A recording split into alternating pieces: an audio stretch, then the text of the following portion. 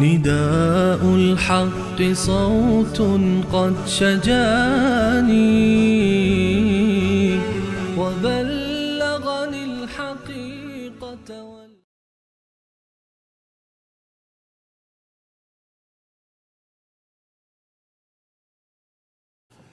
بسم الله الرحمن الرحیم. الحمد لله رب العالمین و الصلاة و السلام علی سید الانبیاء والمرسلین حبیبنا محمد و علی آله و صحبه اجمعین.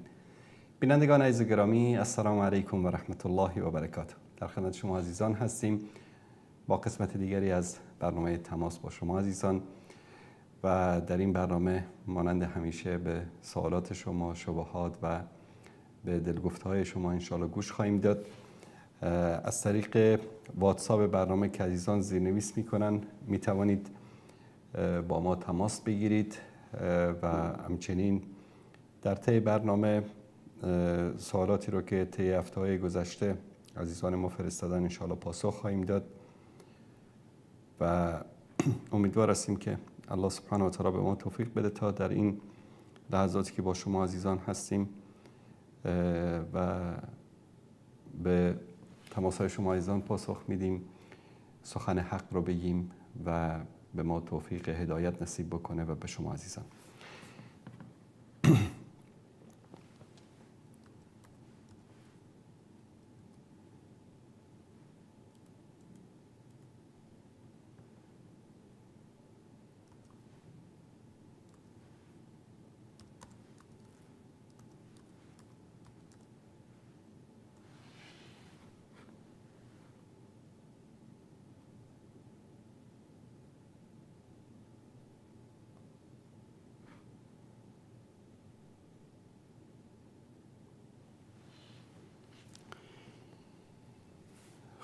اولین تماس رو میگیریم در برنامه امشب.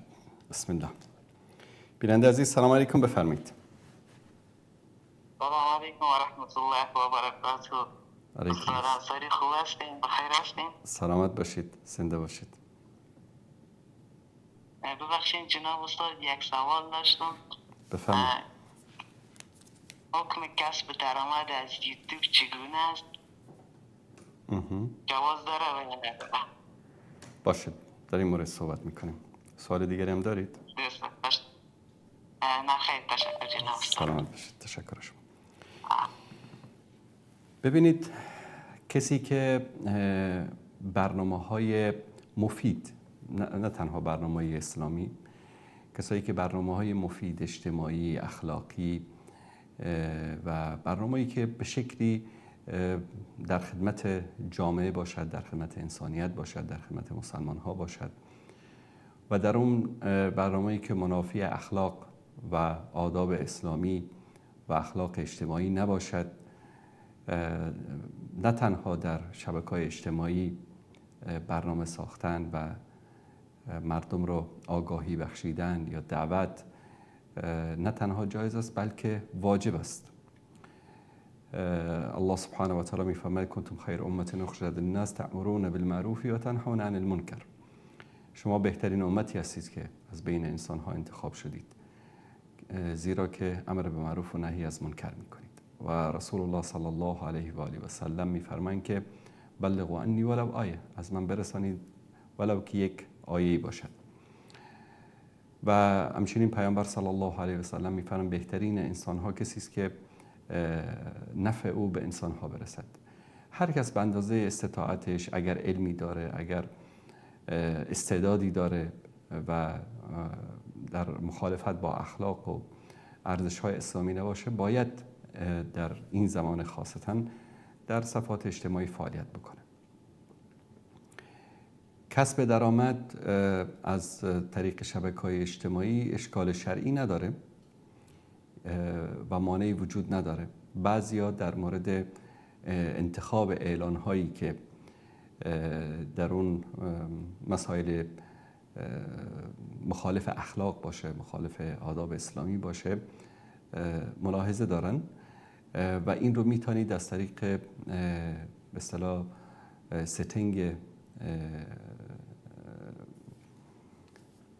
کانال یوتیوبتون یا کانال های دیگری که دارید انتخاب بکنید و اگر دیدید که میتونید خودتون چک بکنید که مسائلی رو اعلاناتی رو پخش میکنن که مخالف با ادب و اخلاق و عقیده اسلامی است، در اون صورت میتونید که متوقفش بکنید.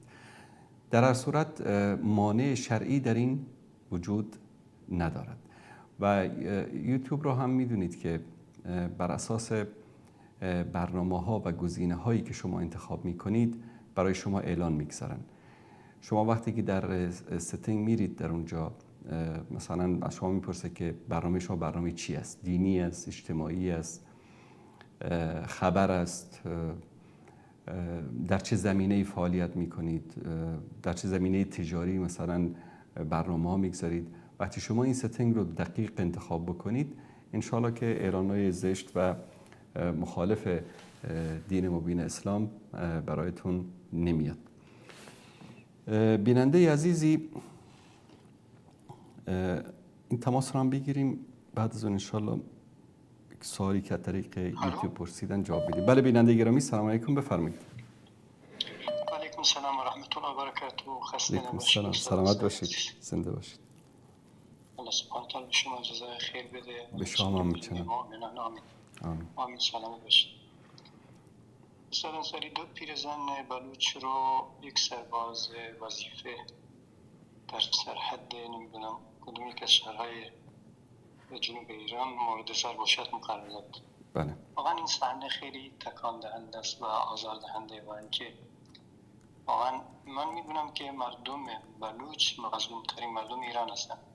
دقیقاً. ولی متاسفانه امروز هم در همین سیستان و بلوچستان اشخاص خودفروخته‌ای هستند که واقعا سبب شدن، باعث شدن که این رژیم جنایتکار همچنان مظلوم کشی و مسلمان کشی بکنه.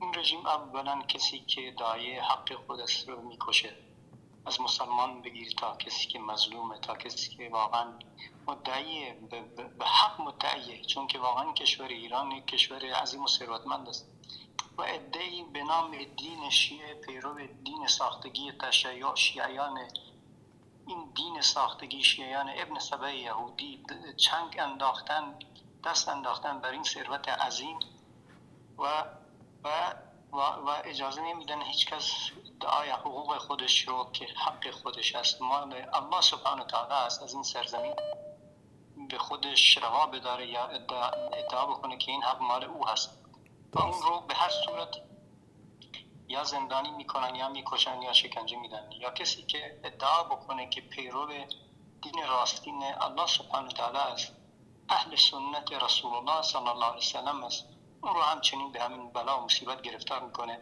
همچنان که ما دیدیم در طول 6 سال این جنایت رو انجام داد و این واقعا باعث تأسفه. و شخصی مثل من که هر روز بحثم اینه که مردم هوشیار باشید، مردم واقعا فریب کسانی رو نخورید که واقعا تلاش میکنن، کوشش میکنن که این رژیم جنایتکار سر پا بمونه. چرا این کار میکنن؟ چون واقعا مواجبشون و موندنشون و به هر صورت منفعت و فایدهشون در اینه که این رژیم جنایتکار بمونه، برای اینکه اونا زنده بمونن و از جیب این رژیم سهم اندکی به اونا برسه.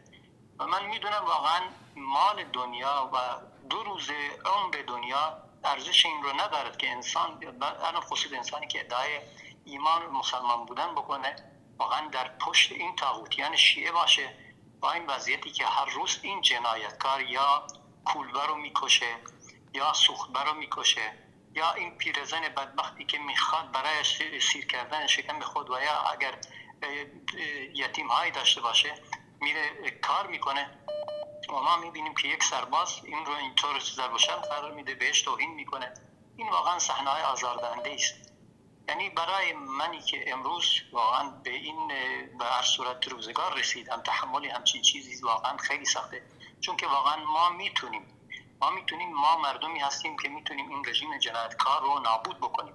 ببینید یه وقتی یکی از مجریهای شبکه کلمه، حالا من نمیخوام اسمشو بیارم، به یکی از شیعیانی که تلفن زده بود چیز کرد، یه چیزی گفت، اون بیننده شیعه گویا یه چیزی به امام جمعه مسجد مکی زاهدان گفت. این مجری شبکه کلمه برگشت گفت برو دست اون مولوی رو ببوس، زیرا که اگه اون نباشه الان مردم بلوچ میتونن این رژیم رو سرنگون بکنن.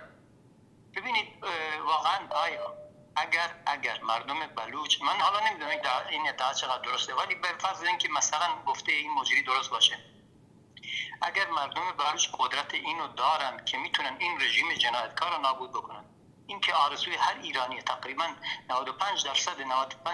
مردم ایران آرزو دارن این رژیم جنایتکار نابود بشه، زیرا که موجب بدبختی همه مردم شده. وگر نه، ببینید اگر کسی واقعا مثل این امام جمعه خودفروش باعث اینه که این رژیم سقوط نکنه، آقای مجری شبکه و خود شما شبکه کلمه، چرا هر روز سخنان این جنایتکار رو پخش میکنی میبری تو خانه مردم؟ آیا واقعا این درسته؟ من هر روز شاهدم که در این سیستان و بلوچستان بلا و مصیبت ظاهر میشه، فلاکت و بدبختی. من با کسی دشمنی ندارم، ولی با کسی که واقعا ببینم از این رژیم جنایتکار حمایت میکنه، این رژیم کودک کش، این رژیم مظلوم کش، من واقعا نمیتونم خودم رو به قول معروف نگه دارم و سخن نگویم.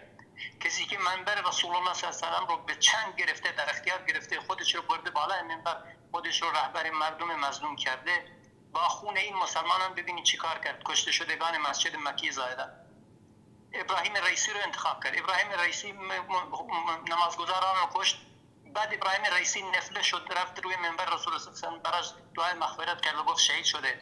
بعد دوباره اومد با خون این شهیدان معامله کرد، خون اونها رو پایمال کرد. باز شبکه‌ای که ادعای توحید داره میاد از این شخص دفاع میکنه.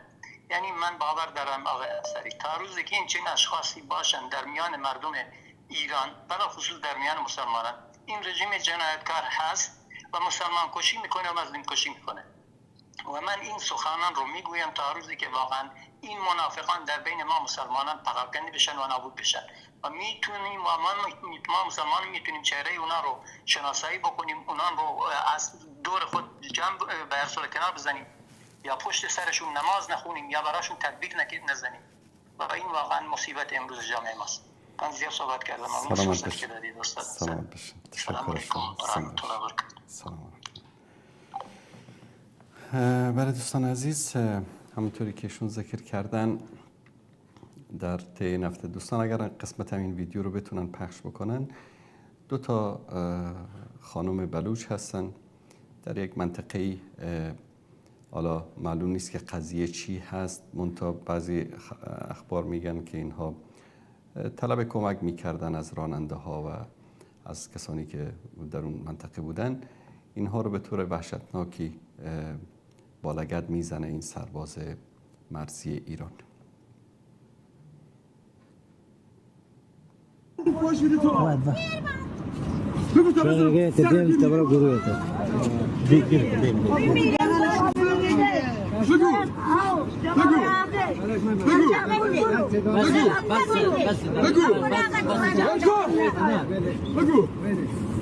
بگو دیگه. بگو.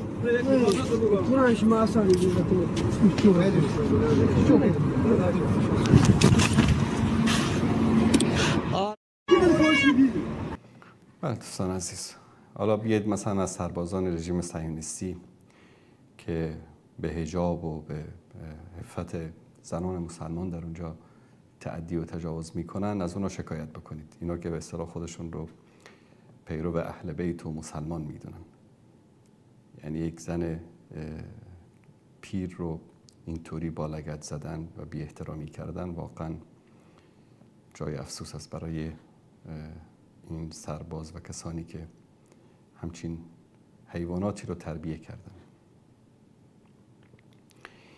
عزیزی از طریق یوتیوب سوال کردن که فروختن اعضای بدن کسی که احتیاج داشته باشه آیا جایز هست یا جایز نیست؟ ببینید، اولا انسان چیزی رو میتونه بفروشه که مالکش هست. مثلا این لیوان مالکش من هستم، حق دارم که این رو بفروشم، تصرف بکنم در این. اما اگر این لیوان مال من نباشد، مال این استودیو، مال این کانال باشد، من حق ندارم که این رو بفروشم، چون مال من نیست. بدن انسان امانت الهی است، همه اعضای بدن انسان، و این ملک ما نیست، مالکش ما نیستیم، به خاطر همین حق فروش آن را نداریم.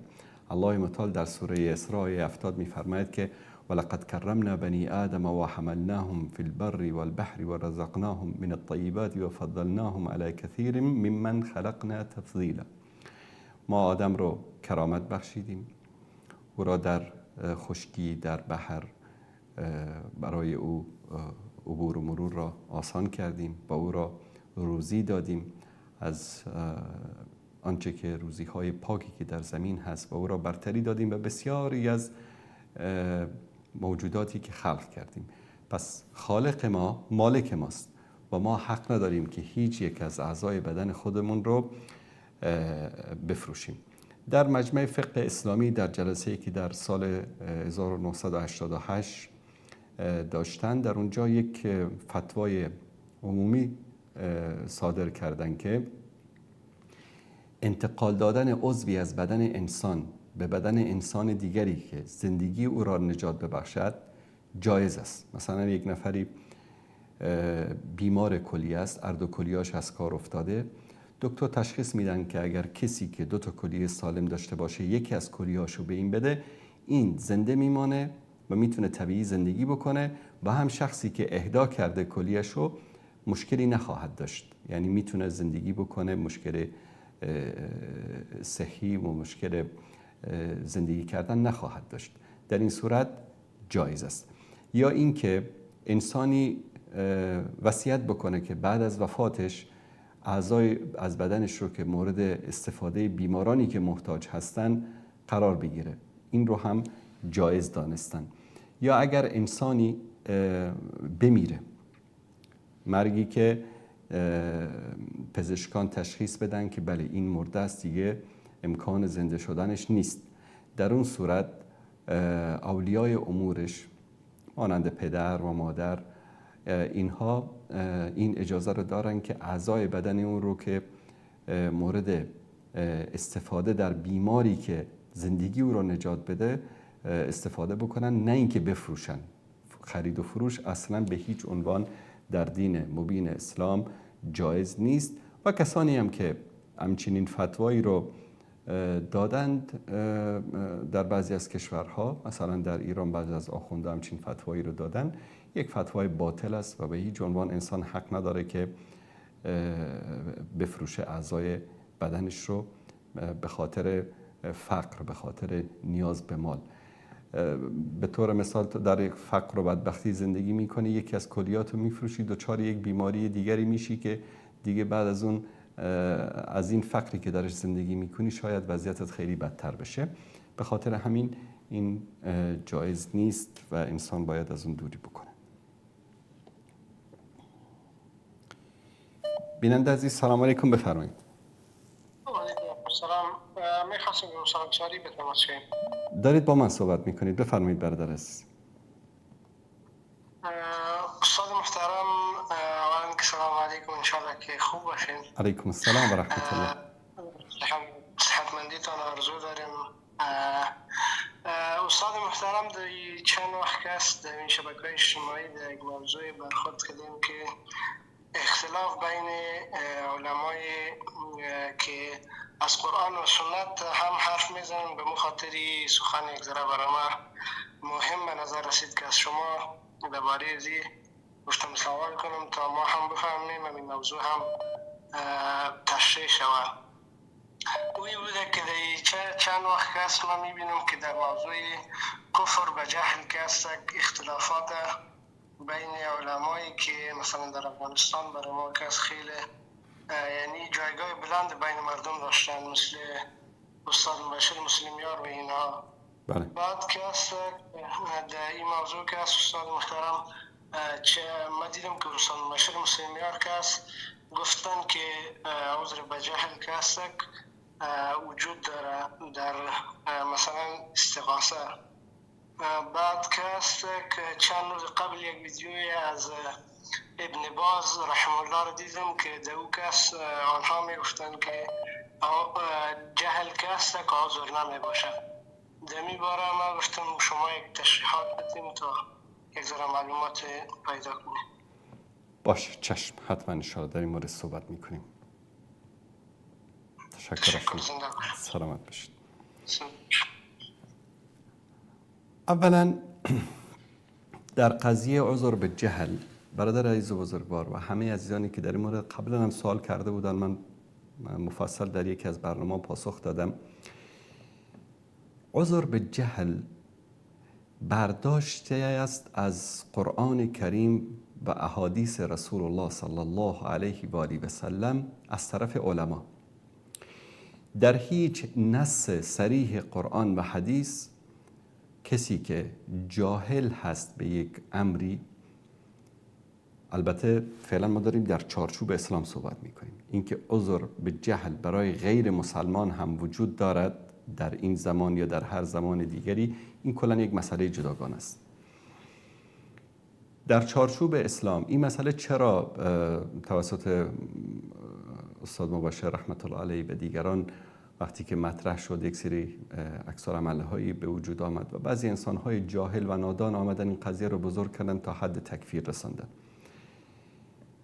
قضیه عذر به جهل یک برداشتی است از آیات و احادیث و مانند یک مسئله فقهی است. حکم کسی که عذر به جهل رو قبول بکند یا نکند، حکمش حکم یک کسی است که یک مسئله فقهی رو از رأی امام ابو حنیفه گرفته، یک مسئله فقهی رو از رأی امام شافعی گرفته، یک مسئله رو از امام مالک گرفته، یا کسی اومده رأی مثلا امام احمد ابن حنبل رو قبول کرده، در حالی که مثلا رأی امام احمد ابن حنبل شاید برخلاف رأی امام ابو حنیفه باشه. آیا ما میتونیم بگیم این انسان کافر شده، از اسلام خارج شده؟ نه، این یک برداشت فقهی است. من یک قاعده کلی خدمت شما عزیزان عرض بکنم. در مسائل اجتهادی، ولو در باب اعتقاد باشه، در فقه باشه، در همه مسائل دین باشه، وقتی یک شخصی اجتهاد میکنه که کسی که قائل به عذر به جهل هست، این انسان کافر میشه. مثلا جناب استاد دایی یا استاد راسخ یا کسان دیگری در این مسئله خیلی تشدد میکنن، میگن نظر ما این است که عذر به جهل برای مسلمان وجود ندارد. به طور مثال من یک کلیپی از استاد دایی رو دیدم، میگه که مثلا شما بیا در شهر کابل یا در تهران یا در دوشنبه از یک چراغ قرمزی رد شو، یک عملی مخالف قوانین راهنمایی و رانندگی رو انجام بده، بعد بگو من نمیدانم آیا ترافیک و پلیس راهنمایی و رانندگی این عذر شما رو قبول میکنه؟ میگه نه، قبول نمیکنه. پس به همین دلیل در اسلام هم عذر به جهل شده نمیتواند که یک نفر بیاد مرتکب یک عمل شرکی شود، بعد ما برای عذر بتراشیم بگیم نه، چون که این نمیدانسته، این مشرک نشده است، کافر نشده است. حتی همین صحبت جناب استاد دایی یک اشکال دارد، یک اشتباه دارد. اشتباهش در این است که راهنمایی و رانندگی و ترافیک هیچ وقت در هیچ مملکتی قبل از این که مدرسه تعلیم رانندگی رو تأسیس بکنه کسی رو جریمه نمیکنه، کسی رو بازداشت نمیکنه. ترافیک یا پلیس راه یا پلیس راهنمایی و رانندگی در همه کشورهای دنیا مدارسی دارن، یا خصوصی یا دولتی. شما میرید در اونجا قوانین راهنمایی و رانندگی رو یاد میگیرید که این دایره سرخی که در وسطش مثلا یک خط سرخی وجود دارد، اینجا وارد شدن ممنوع است یا ورود ممنوع است. اینجایی که مثلا یک مثلث آبی است، چون اشارات ترافیکی یا راهنمایی و رانندگی به سه قسمت تقسیم می شود. ممنوعات است، ورود ممنوع است، توقف ممنوع است، پارک کردن ممنوع است، یا تحذیری است. تحذیری به این معنی که شکلش فرق میکنه. عموما ممنوعات که از دایره سرخ می باشه و یک خط سرخی هم یا عمودی یا افقی یا عکس می داشته باشه، و اشاراتی که تحذیری است عموما اگر دیده باشید به شکل مثلث است. اینجا به اصطلاح محل عبور و مرور مثلا پیاده رو هست، اینجا مدرسه است، اینجا بیمارستان است، اینجا سرعت باید اینقدر باشه، اینا تحذیری است. بعضی از این تابلو در بسیاری کشورها به شکل مستطیل هست که ارشادی است، راهنمایی میکنه، مثلا به طرف قندار، به طرف تهران، اینجا به طرف اتوبان است، اینا رو بهش میگن ارشادی. سه نمادش، اینا رو همه رو در طول مدتی که شما در این مدرسه یا در این کورس ها میرید میخوانید به شما یاد میدن. بعد از اون استفاده کردن از ماشین رو یاد میدن که چطور ماشین رو روشن کنی، چطور خاموش بکنی، خراب شد، یک سری مسائل نگاهی میکنی که این چیزها رو به شما یاد میدن. و بعد از اون قوانین راهنمایی و رانندگی در کشور رو برای شما بیان میکنن. از چراغ قرمز رد شدی، این جزا رو داره، اینا بیان میشه برای طرف. بعد از اون بهش گواهی نامه داده میشه. وقتی که بهش گواهی نامه داده میشه، بعد از اون اگر این شخص یک عملی رو مخالف قواعد و قوانین راهنمایی و رانندگی و ترافیک انجام داد، بعد از اون جریمه میشه. در بعضی کشورها 1 بار، 2 بار، 3 بار، دفعه سوم حتی گواهی نامه‌ش رو یا لیسانس رانندگیش رو از پیشش میگیرن. 6 ماه، 1 سال. بعضی جرمایی هست که برای ابد محروم میشه از رانندگی. اما کسی که گواهینامه راهنمایی و رانندگی نداره، به خاطر اون مخالفتی که انجام داده هیچ وقت بازداشت نمیشه. شما برید قوانین کل کشورها رو چک بکنید. این شخص به خاطر نداشتن گواهینامه رانندگی یا لیسانس این شخص رو میان بازداشت میکنن، نه به خاطر اینکه مخالفتی انجام داده. اینو در جواب سخنان استاد دایی دارم میگم. پس ما هم در دین، شما بیاید اول مردم رو، دین رو با کمالش، با جمالش، با ارکانش بفهمانید، وظیفه خودتان رو در یک جامعه انجام بدید. بعد اگر کسی بعد از اینکه وظیفتون رو انجام دادید، اگر کسی آمد و یک عملی رو انجام داد، در اون صورت شما می توانید که او را تکفیر بکنید، تفسیق بکنید و یا او را مرتد بگید، یا کسانی که این حکم شما را قبول نمی کنن اونها رو مورد طعن و تکفیر قرار بدهید. البته بسیاری از این عکس العمل ها شاید مستقیما از خود این اساتید نباشه، از شاگردان جاهل اونها بیشترین برخوردها صورت گرفته. حتی شاید در قضیه شهادت استاد مسلمیار هم شاگردان اینها و کسایی که تحریک کردن اینها دست داشته باشن، چون اینا وقتی کسی رو تکفیر کردن، خب شما وقتی کسی رو کافر میگید، مالش و جانش و خونش رو حلال میکنید، بعد میکشن براش، قربتن الله میکشن. این که شما به این درجه از اجتهاد رسیدید که کسی که شخصی را که برای او عذری وجود دارد، او را این عذر را برایش قائل نمی شود یا می شود، شما این رو بیایید بر اساس اجتهاد خودتان تکفیر بکنید، کافر بخوانید، یا کسی که اجتهاد شما را قبول نکرد او را مرتد و کافر و مشرک بخوانید. اشتباه در اینجاست برادران عزیز. این قضیه عذر به جهل مثل یک مسئله فقهی است. بعضی از علما اعتقاد به عذر به جهل دارند و بعضی از آنها ندارند. اونایی که دارند، اونایی که ندارند رو تکفیر نکردن و عکسش هم همچنان درست است. اما وقتی که علم به دست 4 تا انسان جاهل بیفته، 4 تا انسان افراطی بیفته، وقتی که افراطی میگیم فرق نمیکنه که جناب استاد دایی باشه، جناب استاد راسخ باشه یا جناب علامه دهر باشه، افراطی است. خوارج انسان‌های جاهل نبودن، خوارج حافظ قرآن بودن. خوارج تا دهنتو باز میکردی جوابت میدادن. ابن عباس حبر امت، یعنی بزرگترین فقیه امت که دعای رسول الله صلی الله علیه و سلم رو پشت خودش داشت، در موقع نهروان سیدنا علی رضی الله عنه رو برای مناظره با خوارج فرستاد. وقتی که اونجا رفت، از تقوای اونها، از علم اونها، از عبادات اونها متاثر شد. میگه یک لحظه پیش خودم فکر کردم ما بر حقیم یا اینا بر حقن. چنان قرآن میخوانن که کیف بکنید.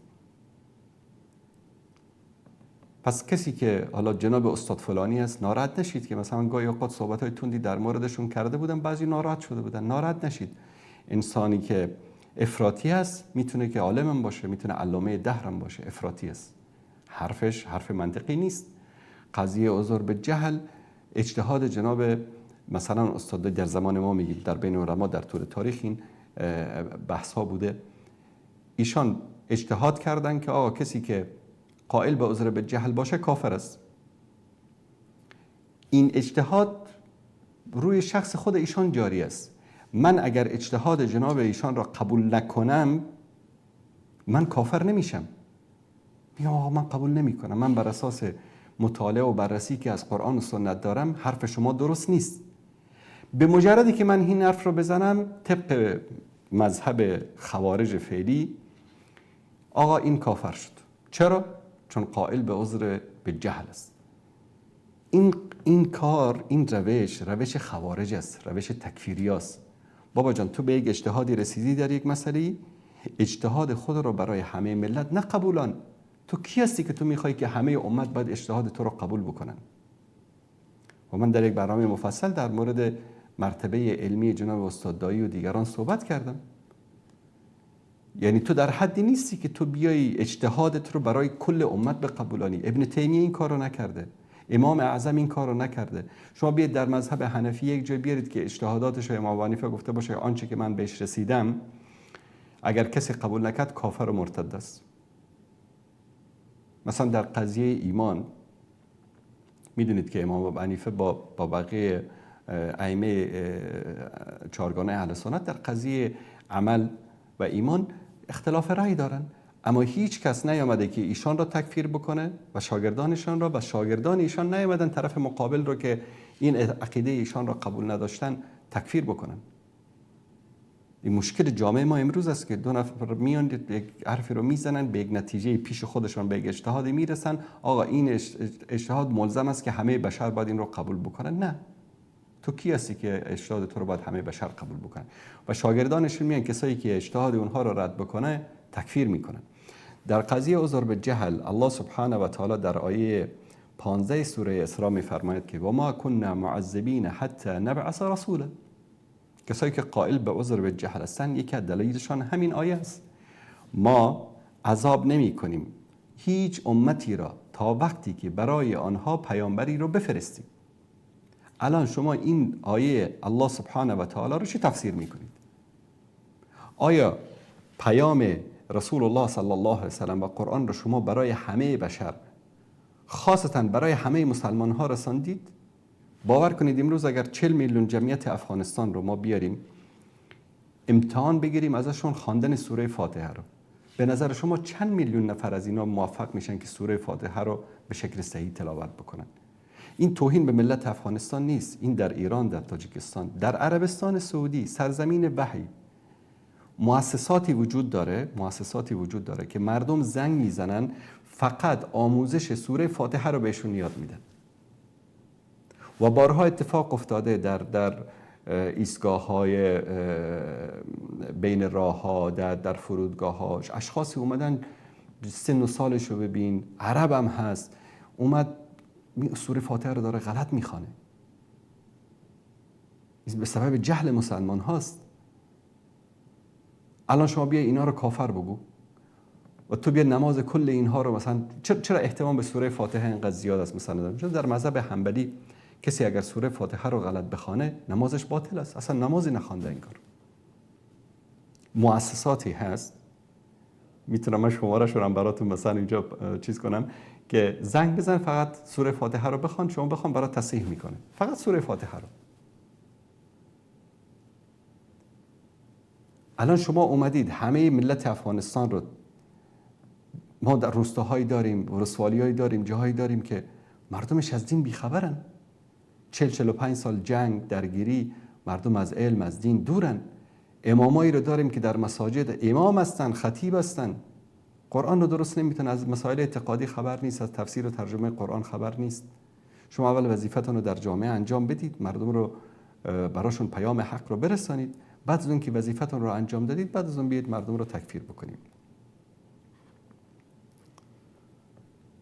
در سوره نساء آیه 165 الله سبحانه و تعالی میفرماید که رسلا مبشرین و منذرین لئلا یکون للناس علی الله حجة بعد الرسل.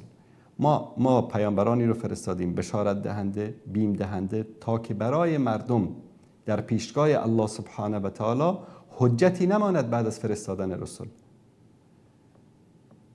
الان خودتون رو تصور بکنید در یک روستای دور افتاده‌ای، مثلا در اقصی نقاط پامیر مثلا زندگی میکنید یا در یک جای دیگری. در هیچ ملایی نیامده، هیچ دعوتگری نیامده، هیچ کس به شما مسائل شرک و توحید را یاد نداده، شما اعمال شرکی انجام دادید، از دنیا رفتید، پیش الله سبحانه و تعالی حاضر شدید.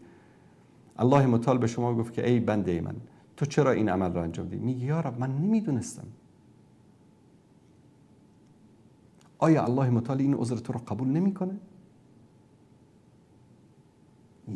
نمیتونه منطق باشه.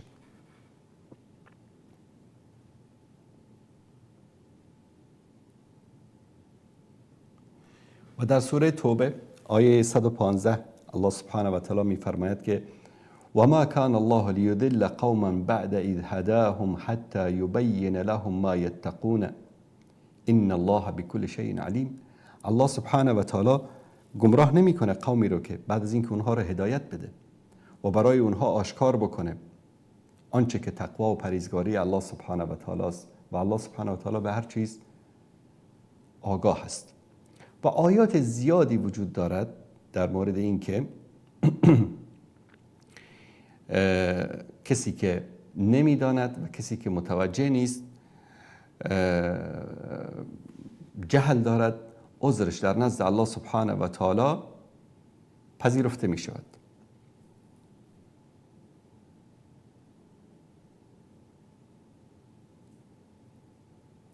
آنچه که در مورد شیخ بن باز رحمت الله علیه گفتین، نه ایشان برعکس، ایشان و شیخ ابن عثیمین، شیخ بن باز قائل به عذر به جهل هستند. اونا رد نکردن. من در یک برنامه مفصل در این مورد اگر دوستان لینکش رو پیدا بکنن بگذارن، نمیخوام دوباره تکرار بکنم. شیخ ابن عثیمین و شیخ بن باز از علمای بزرگ معاصر و تعداد زیادی از علمای جهان اسلام قضیه عذر به جهل رو قائل هستن برای کسی که برای او دین با تمام و کمالش نرسیده باشه.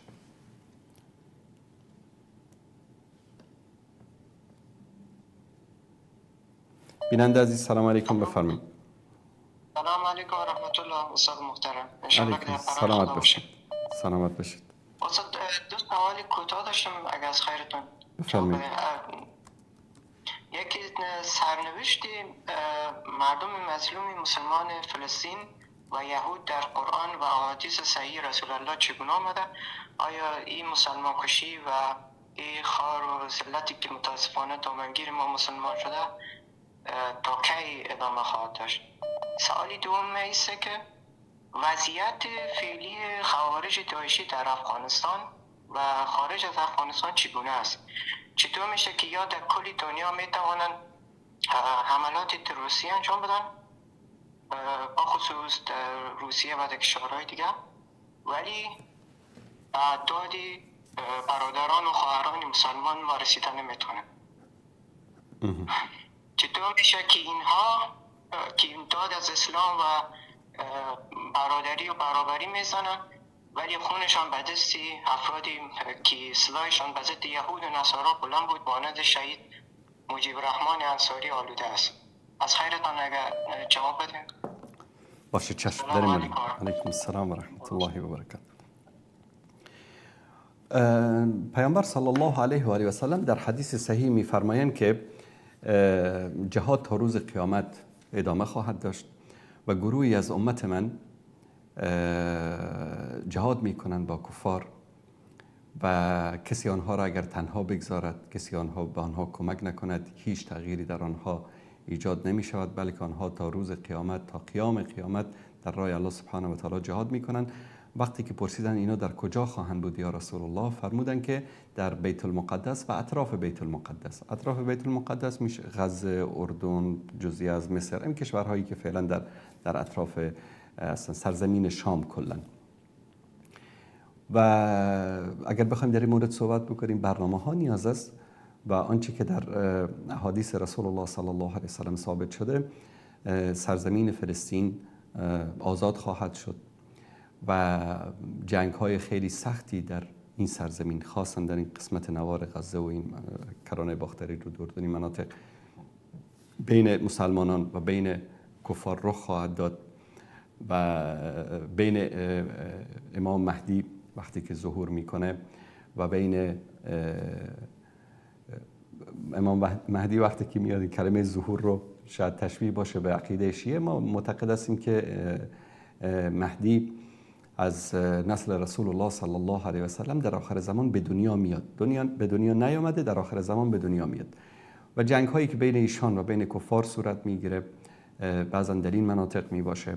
حتی در بعضی از حدیث ذکر میکنه که در یکی از جنگ ها حتی درخت ها و سنگ ها صدا میکنن، صدا در میارن که بیا ای مسلمان، در پشت سر من یک یهودی پنهان شده است. و اینا در احادیث صحیح از پیامبر صلی الله علیه و سلم ثابت شده. وظیفه امت در قبال فلسطین و در قبال هر گوشه ای از سرزمین اسلامی و حتی غیر اسلامی که در او ظلم و ستم بر علیه انسانیت یا بر علیه مسلمان ها وجود داشته باشه، یاری رساندن مظلوم، کمک کردن به مظلوم، این واجب است. این واجب از طرف الله سبحانه و تعالی است و هیچ عذری برای کسی پذیرفته نیست در اینجا. هر کس به اندازه استطاعتش. یعنی یک نفر بگه من نمیتونم برم اونجا جهاد بکنم، میتونی کمک مالی بکنی. نمیتونم کمک مالی بکنم، حداقل میتونی اعتراض بکنی، صداتو در بیاری، یک صفحه در فیسبوک بزنی، در اونجا بر علیه این ظلم و ستم اعتراض بکنی. صفحتو بستن، برو یک صفحه دیگری باز بکن. پس هیچ کس عذر نخواهد داشت. البته این مانند قضیه عذر به جهل نیست. و در مورد این که خوارج و تکفیریا، ببینید اینا رو صفتشون رو رسول الله صلی الله علیه و سلم 1400 سال پیش بیان کردن. یقتلون اهل الاسلام و یترکون اهل الاوثان. این صفتشان است. مسلمان را میکشن، اهل اسلام را میکشن، مشرکین و کفار را رها میکنن. در همین افغانستان مثلا شما در طول 20 سال جهاد بر علیه کفار یکی از اینها رو دیدید که اینها رفته باشن مثلا خودشو منفجر کرده باشه یا که جنگیده باشه؟ در عراق مثلا تا زمانی که نیروهای آمریکایی در اونجا جهاد بر علیه اونها جاری بود، یکی از اینا وجود نداشتن. این دولت اسلامیشون کجا بود؟ داعش کجا بود؟ در سوریه تا وقتی که مجاهدین به نزدیکای دمشق رسیده بودن و کم مانده بود، یعنی شاید ظرف 24 ساعت دمشق 15 سال پیش فتح میشد اگر این کثافت ها نمی بودن. منتها هر جایی که مسلمان ها حاکم شدن، در بین مسلمان ها اینا خارج شدن و با مسلمان ها جنگیدن.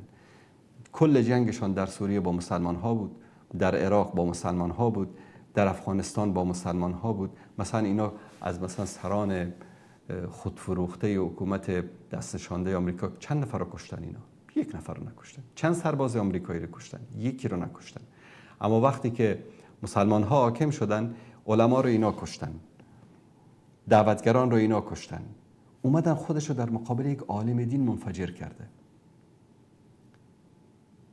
این فکر همان فکر خوارجی است که در زمان سیدنا علی رضی الله تعالی عنه رائج شد و من یک چیزی رو میخوام خدمت شما نشون بدم تا ببینید که اینا تا چه اندازه‌ای گمراه هستن. اینها اومدن به جای اینکه مثلا برن در مناطق دیگر اونجا جهاد بود بر علیه کفار، برن در اونجا بر علیه کفار جهاد بکنن، اینا چیکار میکردن؟ می اومدن مسلمان ها رو میکشتن. می اومدن مسلمان ها رو میکشتن و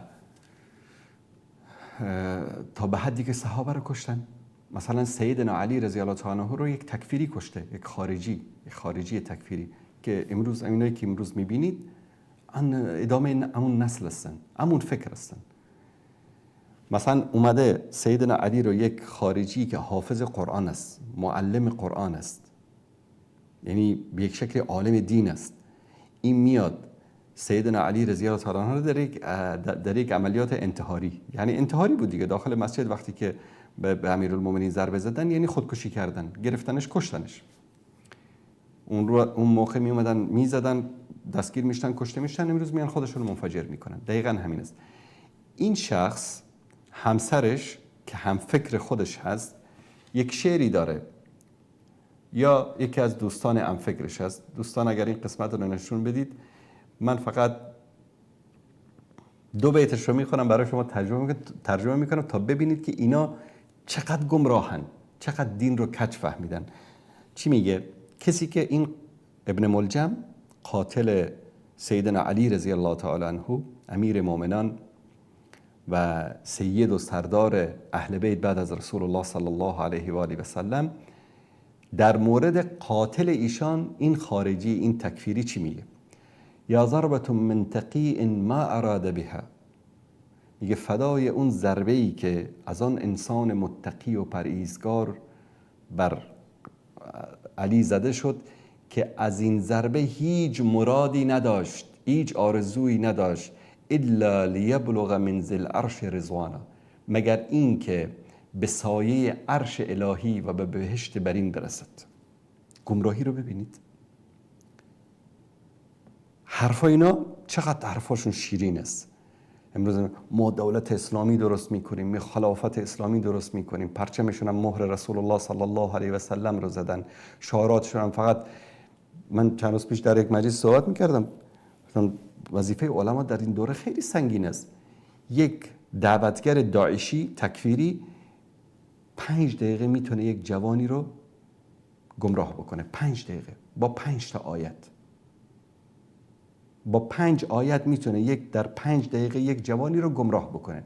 همین جوانی رو که توسط این 5 آیه گمراه کرده این تکفیری یا خارجی یا داعشی، شما 5 ماه نیاز داره یک عالم، یک دعوتگر مسلمان تا اونو برگردانه دوباره به راه راست، اونم اگر برگرده. ادامه چی میگه؟ اینی لأذکره حینا فاحسبه، هر موقعی که او را به یاد میارم امیدوار هستم که اوفى البریة عند الله میزانا، که از جمله بهترین بندگانی است که در نزد الله سبحانه و تعالی میزان اعمالش سنگین است.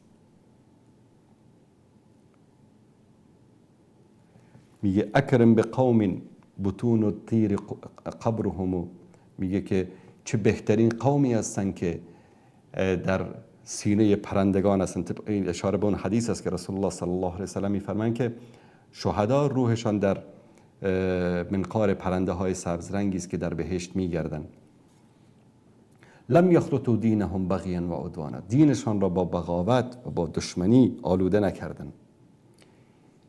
ببینید این رأی تکفیری های داعشی های سابق در مورد قاتل سیدنا علی ابن ابی طالب رضی الله تعالی عنه است.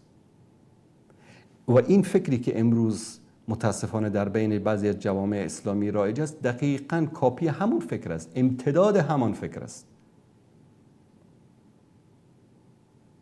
و یکی از حسنات حجاج ابن یوسف ثقفی که وقتی که در مقابل اون همه ظلم‌ها و جنایتایی که کرده، یکی از حسناتش نابود کردن اینها است، نابود کردن خوارج، خاصا در مناطق شوشتر که توستر میگفتن در اون موقع. در اینجا گروهی بودن 200 نفر، سرکردهشون فکر کنم اسمش شبیر است. این 200 نفر در مقابل 10,000 نفر می جنگید. سپاه 1000 نفری فرستادن شکست خورد، 2000 نفری فرستادن شکست خورد، 5000 نفری فرستادن شکست. آخه یک لشکری آمده که 10,000 نفر تا که نابودشان کرد از اونجا. یکی از حسنات حجاج این است که این فکر رو کلا ریشه کن کرد. یکی این فکر رو، یکی فکر شیعیان باطنی اسماعیلیه رو، حشاشیون رو، که اونها رو گریمشون رو جمع کرده از بعضی از مناطق ایران. این 2 کارش از جمله حسناتش محسوب میشه. و این گروه غیر از کشتن اینها چاره دیگری برای اینها نیست، چون متاسفانه اینها همونطوری که رسول الله صلی الله علیه و سلم میفرمایند که شما نمازتون رو در مقابل نمازشون، قرآن خواندنتون رو در مقابل قرآن خواندن اونا مسخره میکنید. چنان یعنی اعتقادی است، این فکر باطلی است که اونا معتقد هستن به این و قربتا الی الله این فکر رو دارن و اینو اجرا میکنن. کشتن مسلمان ها برای اونها قربتا الی الله هست، عبادت است. و پیامبر صلی الله علیه و سلم میفرمایند که قرآن از گلوی اونها پایینتر نمیره. یعنی چی؟ فقط قرآن رو بلدن که خوب تلاوت بکنن. دعاتشون، دعوتگرانشون در اینترنت ببینید. جوانا رو جمع میکنن در گروه های مختلف، چنان آیه میخوانه براشون که ظرف 5 دقیقه طرف رو داعشی میکنه. و امروز وظیفه تک تک علما این است که در مقابل این فکر و خطر این فکر برای امت اسلامی باور کنید از خطر یهود و نصارا بیشتر است. چون اینا در بین طرف در خانه 4 تا فرزند داره، یکیش داعشی است. این فرزند داعشی پدرش رو کافر میدونه، مادرش رو کافر میدونه، برادران و خواهرانش رو کافر میدونه، همسایه هاش رو کافر میدونه. یک جوان 16 ساله ای رو گمراه کرده بودن ماه گذشته، اگر شنیده باشید در اخبار، در ترکیه. رفت داخل یک ایستگاه پلیس، الله اکبر، بزن همه رو به رگبار ببند. یعنی چی؟ مثلا در فلسطین اینا نیستن، در مقابل یهود جنگ نمیکنن، بلکه کسانی که در مقابل یهود جنگ میکنن اونا رو میگن مرتدین. شاید شنیده باشید حماس رو میگن مرتدین. همینا بعد خودشون مسلمان ها رو میکشن، اینا مسلمانان واقعی هستند. این متاسفانه وجود دارد.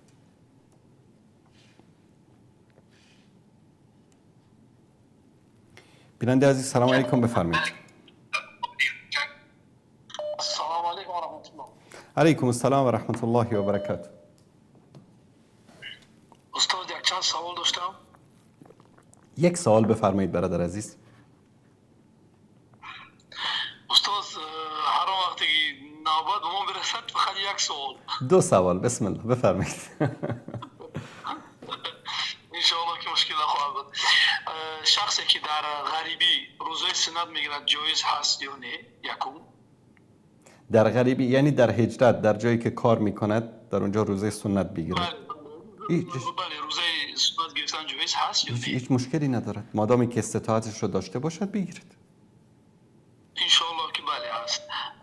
سوال دوم این که آیا مثلا ببینید در دولت های کفری بله. مثلا این چی میگن، مثلا همین گرفتن پاره ریبا وجود ندارد. مثلا یک شرکت میدروی کار میکنه که یک شرکت میکشویی چنین چیز وجود ندارد. مثلا همون چی میگن، همون باجی هم دولتیش رو به قانون میسپاره و تمام.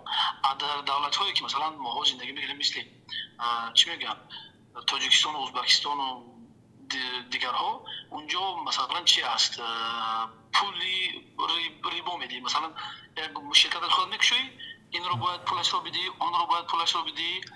مثلا در این رشوت است برادر عزیز. بله این رشوت است. باید حتما باید این پلیس رو پول بده، اون رو پول بده. پول ندی نمیشود. درست. آیا با اسلام جایز است کار در اونجا یا نه؟ درست باشه. همین صحبت میکنم. تشکر از شما. خدا نگهدار شما. ببینید اولا الان دوست عزیز ما مقایسه میکنیم، مثلا میگه بین دولت تاجیکستان و بین دولت غربی که ما در اونجا زندگی میکنیم که اینها رشوت نمیگیرن، اونا رشوت میگیرن. اصلا کی گفته که اون دولت اسلامی است؟ کشور اسلامی است، اما کی گفته این دولت اسلامی است؟ و اینکه ما میگیم دولت اسلامی نیست به معنی نیست که تو برو بزن بکش منفجرش دولت اسلامی نیست. نه. قانون اسلام اجرا میشه؟ نه. قانون شریعت اجرا میشه؟ نه. قانون قرآن اجرا میشه؟ نه. قانون سنت اجرا میشه؟ نه. رسول الله صلی الله علیه و آله و سلم میفرمایند الراشی والمرتشی فی النار، رشوت گیرنده و رشوت دهنده در آتش هستند. الله سبحانه و تعالی در قرآن میفرماید ولا تأکلوا اموالکم بینکم بالباطل. من مثلا در یک کشور زندگی میکنم، همه حقوق شهروندی رو باید داشته باشم، حق دارم برم یک شرکت تجاری باز بکنم، اونجا میرم کارمند از من میگه که شرکت باز بکنی باید پول بدی. اگر من پول دادم، شما پول دادید، اون پول داد، این پول داد، اون پول داد، این طرف رشوت میگیرد، همکارش میبینه که وضع زندگی این خوب شد با رشوت گرفتن، اونم رشوت میگیرد. خود ما یکی از اسباب انتشار رشوت در کشورهای ما هستیم. اگر اولین کارمندی که در یک اداره رشوت طلب کرد ازش شکایت بشه، در موردش پخش بکنید، بگید که فلان کارمند در فلان اداره رشوت طلب میکنه، آبروش رو ببرید، دیگه جرئت نمیکنه که این کارو بکنه. یک مشکل دیگر مشکل حکومت هاست. کسایی که در رأس این حکومت ها هستن خائنین هستن. مثلا در افغانستان یک تعدادی خائنین را آورده بودن از اروپا و آمریکا و از این ور و از هر جایی اینا را حاکم کرده بودن در افغانستان 20 سال دوران جمهوریت، در حالی که در این 20 سال 45 کشور خارجی این همه داد از جمهوریت و قانون و قانونمندی و اینها. فاسدترین دوران تاریخ افغانستان بود، تاریخ معاصر افغانستان. رشوت جنسی طلب میکردن. یک زن بیچاره میخواست بره در یک اداره کار بکنه، میگفتن یا حتما باید با رئیس اداره بخوابی تا که به تو کار بده در اینجا. حتی این قضیه در داخل قصر کرزی و اشرف غنی شواهدی وجود داره، اعترافاتی وجود داره، در پلیس، در ارتش، در هر جا. اینها ربطی به دین، ربطی به اسلام، ربطی به مسلمان ها نداره. بعضی فکر میکنن که در کشورهای اسلامی این گونه فسادها وجود دارد، در غرب وجود ندارد. وضعیت اون کشورها از نگاه اداره میگم، از نگاه اداره و از نگاه قانونمندی، وضعیت اون کشورها خیلی از وضعیت کشورهای ما بهتر است. چرا؟ اونها اختیارشان دست خودشان هست. اینها هر کدامش لجامش در دست یک بیگانه است. یکیش در دست روس است، یکی در دست آمریکا است، یکی در دست انگلیس است، یکی در دست فرانسه است. اینها غلام هایی هستند که بر کشورهای اسلامی، بر اکثر کشورهای اسلامی حکومت میکنن و اینا نه قانون شریعت رو اجرا میکنن، نه قانون الله رو اجرا میکنن، نه قانون اسلام رو اجرا میکنن و ربطی هم به اسلام و به مسلمان ها ندارن. در اسلام رشوت گرفتن به هیچ عنوان جایز نیست. آیات صریح قرآن کریم و احادیث صریح رسول الله صلی الله علیه و بیشتر از این چی بگن پیامبر صلی الله علیه و سلم که رشوت دهنده و رشوت گیرنده در آتش. من یک معامله‌ای داشتم در یک کشوری، یک لیسانسی میخواستم برای یک مؤسسه‌ای. روز اول گفتن آقا اینقدر مبلغ بده، ظرف 1 ماه این لیسانس شما رو برای شما حاضر میکنیم یا مجوز یا هرچی که میگید. گفتم والله بمیرم هم نمیدم. رسول الله همینطوری بهش گفتم رسول الله صلی الله علیه و سلم میفرمایند که رشوت گیرنده و رشوت دهنده در آتشن. گفت حالا میبینیم. گفت اگه تو تونستی بگیری، الله متعال شاهد است، 6 ماه و 15 روز، یعنی 6.5 ماه، یعنی بیش از 195 روز تقریبا من به دنبال این کار بودم تا حدی رسید که به بزرگترین مسئولی که در اون وزارت بود شکایت کردم.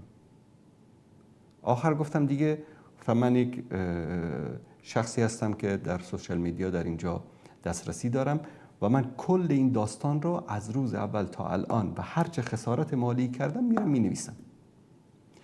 باور کنید از دفترش خارج شدم، هنوز از این پله های ساختمان پایین نرفته بودم که یک تلفن ناشناس بهم زنگ زد. سلام علیکم استاد فلانی. بله بفرمایید، مجوز شما آماده است، میتونید برید تحویل بگیرید. بله درست است که من 6 ماه زحمت کشیدم، 6 ماه خرج کردم، مصرف کردم، انتظار کشیدم، کارم به تعویق افتاد، اما باید این رو وظیفه ما هست. اگر من اون روز اول پول میدادم، کارم رو اجرا میکردم، خب من یکی از اسباب رواج این فعل زشت در اون کشور می شدم. من بعضی از افغان‌ها رو دیدم در بعضی از فرودگاه در پاکستان مثلا، البته این داستان الان نیست، مال خیلی سالهای پیش است. طرف ویزام داره، پاسپورتش هم داره، هیچ کار غیر قانونی هم انجام نداده. موقعی که میخواد دخولی بزنه در فرودگاه، یک 100 روپیه، در اون موقع 100 روپیه خیلی پول بود، 100 روپیه وسط پاسپورتش میگذاشت، میداد به اون سرباز این تو پاسپورت رو باز میکرد، یواشکی میگرفت تو جیبش، تق دخولی میزد. یکی شو گفتم برادر چرا این کارو میکنی؟ خیلی بابا اذیت میکنن فلان میکنن. بابا جان تو ویزا داری، پاسپورت داری، همه کارت قانونی است. ای بابا ول کن، بده بره. ما خودمون داریم رواج میدیم در جامعه این عمل زشت رو. بده بره، کارم اجرا بشه، بده بره اینجا، مثلا به من چیزی نگن. الا در جایی که دیگه انسان مسئله مرگ و زندگیش مطرح هست. به طور مثال یک مسلمانی است، تحت پیگردی است در کشورش، مشکلی داره، حالا میخواد به یک شکلی از فرودگاه خارج بشه. اگر دستگیرش بکنن مثلا میرن 20-25 سال زندانش میکنن.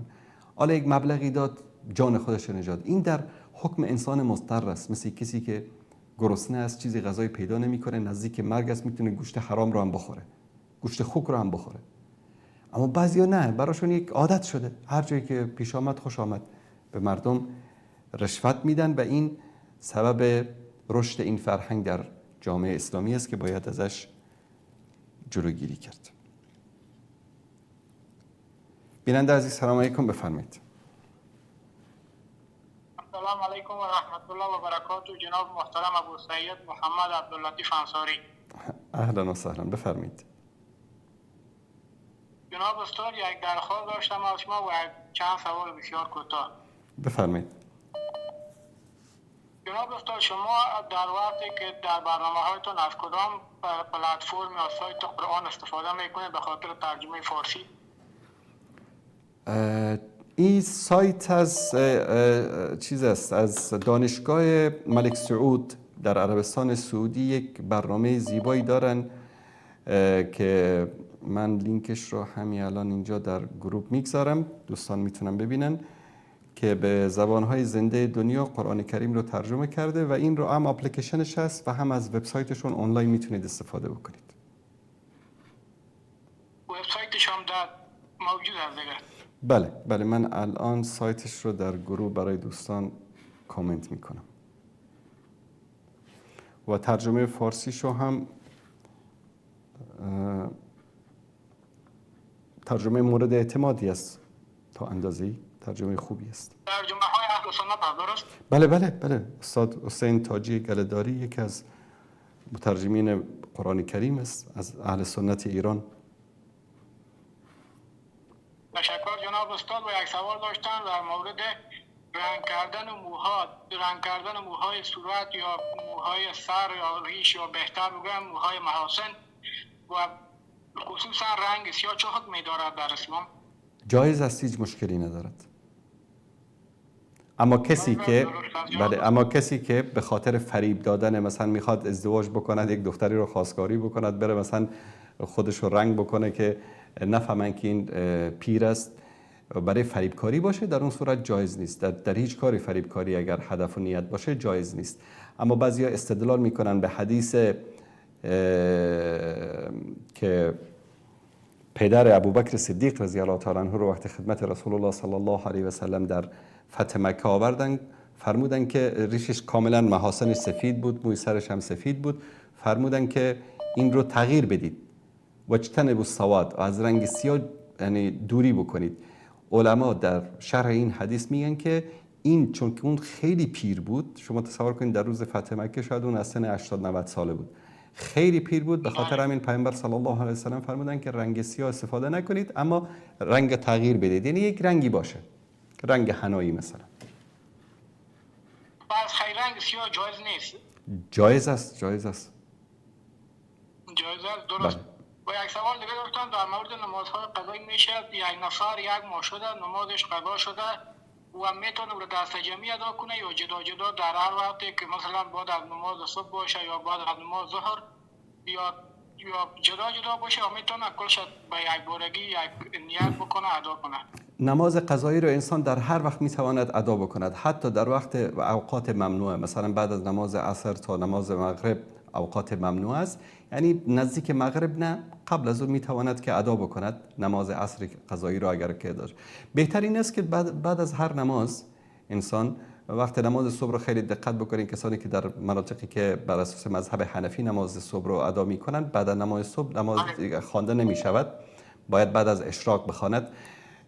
اگر که توان و استطاعتش رو داره در یک روز بشینه همه رو ادا بکنه، اما اگر نداره بعد از هر نماز یا قبل از هر نماز میتونه ادا بکنه، مشکلی نداره. یعنی دست جمعی ادا شدن میتواند، چرا نه؟ یعنی مثلا یک نفر یک ماه شده تمام نمازهای پنج وقتش قضا شده و بخواید نیت کنه که نماز یک ماهیشه در دو رکعت نماز فرض قضایی ادا کنه، دوری جواز داره؟ متوجه نشدم. الان مثلا یک نفری یک ماه نماز صبح نخوانده، درست؟ یکی از روزها را انتخاب بکند، بعد از طلوع آفتاب بعد از نماز اشراق بشیند مثلا 30 مرتبه دو رکعت نماز فرض صبح را ادا بکند، هیچ اشکالی ندارد. درسته. جوابتان نگرفتم جناب استاد. یعنی پس اگر مثلا یک نفر میخواید در نیت خودش میخواید دو رکعت نمازی که میخوانه نیت کنه که یک مقضای نماز فرض سنج رو ادا کنه. دقیقاً. لفظ نیت شرط نیست. همین که مثلا 30 مرتبه 2 رکعت نماز فرض صبح رو قصد کرد و ادا کرد، در یک روز باشد، در نصف روز باشد، در 30 روز باشد، هیچ اشکالی ندارد. ممنون جناب استاد، تشکر از شما. تمام پاسخهایتان از قرآن و سنت است. سلامت باشید. جنت دنیا و آخرت نصیب شما و مردم اهل سنت. بخیر باشید جناب استاد. سلامت باشید. تشکر از شما. عزیزی در طریق پیامک سوال پرسیدن که در کشور اروپایی زندگی میکنن، در یک مکان غیر اسلامی، جای مثل مدرسه مثلا کار میکنن، آیا خوردن گوشت گاو و گوسفند و مرغ که دلش بکشد، یعنی دلش بکشد، من چی ترجمه بکنم این رو به ایرانی، کسی که یعنی یک غذایی رو چندشش نیاد بتونه بخوره، از نظر شرعی و اسلامی جایز است یا نه؟ بچه ها که غذای گوشتی بخورن جایز است و اگر نیست چطور است؟ تشکر از شما. این دوست عزیز ما این سوال رو فرستادن. اولا برادر عزیز و بزرگوار، الله سبحانه و تعالی در قرآن کریم میفرماید که قل لا اجد فيما اوحي الی محرما على طاعم يطعمه الا ان يكون میتة او دما مسفوحا او لحم خنزیر فانه رجس او فسقا احل لغير الله به فمن اضطر غیر باغ ولا عاد فإن ربك غفور رحیم. این رو ترجمه فارسیش رو من برای شما اینجا نشون بدم. الله سبحانه و تعالی میفرماید که بگو ای محمد صلی الله علیه و سلم، در آنچه که بر من وحی شده است چیز حرامی را که خوردن آن بر خورنده حرام باشد نمیابم. یعنی اصل حلال بودن هر چه خوردنی هایی که در دنیا هست از طیبات، چیزای پاک، جز این که مردار باشد، یک گوسفندی گاوی که حلال هست اما خودش مرده باشد، نفسش تمام شده باشه، مرده باشه، اینو بهش میگن مردار. یا خونی که ریخته شده باشه، مثلا خونی که در بین گوشت و چربی و در بین گوشت وجود دارد، این جایز است خوردنش. طبیعتا این سرخی گوشت که میبینید یکی از اسباب وجود خون هست در داخل. همه اون خونی که در گوشت وجود داره خارج نمیشه، آنچه که میمانه در اون خوردنش جایز است. اما وقتی که همین خون ریخته شود بر زمین، خوردن این خون جایز نیست. در بعضی کشورها مثلا در مغولستان حیوانی رو که ذبح میکنن خونش رو در یک کاسه میگیرن، بعد اینو مینوشن، همونطور گرم مینوشن. این جایز نیست، حرام است. و گوشت خوک که پلید است، یا حیوانی که در کشتنش اسم خدا گرفته نشده باشد، اسم الله گرفته نشده باشد، غیر شرعی ذبح شده باشد، که خوردن آنها جایز نیست. یا که انسان ناچار باشد. لحظات پیش گفتم کسی غذایی برای خوردن پیدا نمیکنه، نزدیک هلاکتش هست، گربه‌ای، سگی، خوکی، هر حیوان حرامی که باشد، به خاطر اینکه از مردن نجات پیدا کند جایز است که بخورد. این اصل است در دین. و در آیه دیگری الله سبحانه و تعالی میفرماید که طعام اهل کتاب برای شما حلال است. یعنی آنچه که اهل کتاب از غذایی که اهل کتاب درست کردن، خوردنش برای شما هیچ اشکالی ندارد و حلال است. اما الان برمیگردیم در قضیه کشورهایی که در اونجا گوشت‌های مختلف، حالا در رستوران میره نمیدونه که در این رستوران این گوشتی که در اینجا هست گوشت حلال است، حرام است، که کشته ذبحش چطوری بوده. بعضی چی میگن؟ میگن که این اهل کتاب امروز گوشتشان حرام است. اینو کی گفته؟ همین اهل کتاب با همین اعتقاداتشان که عیسی رو پسر خدا میدانستن، به سه خدا اعتقاد داشتن، به صلیب اعتقاد داشتن، همین اهل کتاب در زمان رسول الله صلی الله علیه و آله و سلم بودن و همین آیه در آن زمان نازل شده که طعام اهل کتاب برای شما حلال گردانیده شده. منتها یک نکته باریکی در اینجا وجود داره که آیا این اهل کتاب امروز ذبحشان مانند اهل کتاب زمان رسول الله صلی الله علیه و سلم است یا خیر؟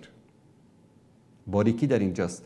امروز مثلا یک گاوی رو، گوسفندی رو در کشورهای غربی با شارت میکشن، یعنی یک دستگاهی هست، یا ضربه‌ای به مغزش میزنن یا با تاثیر برق گرفتگی خفه میکنن، میکشنش و این خون از بدن این حیوان جاری نمیشه.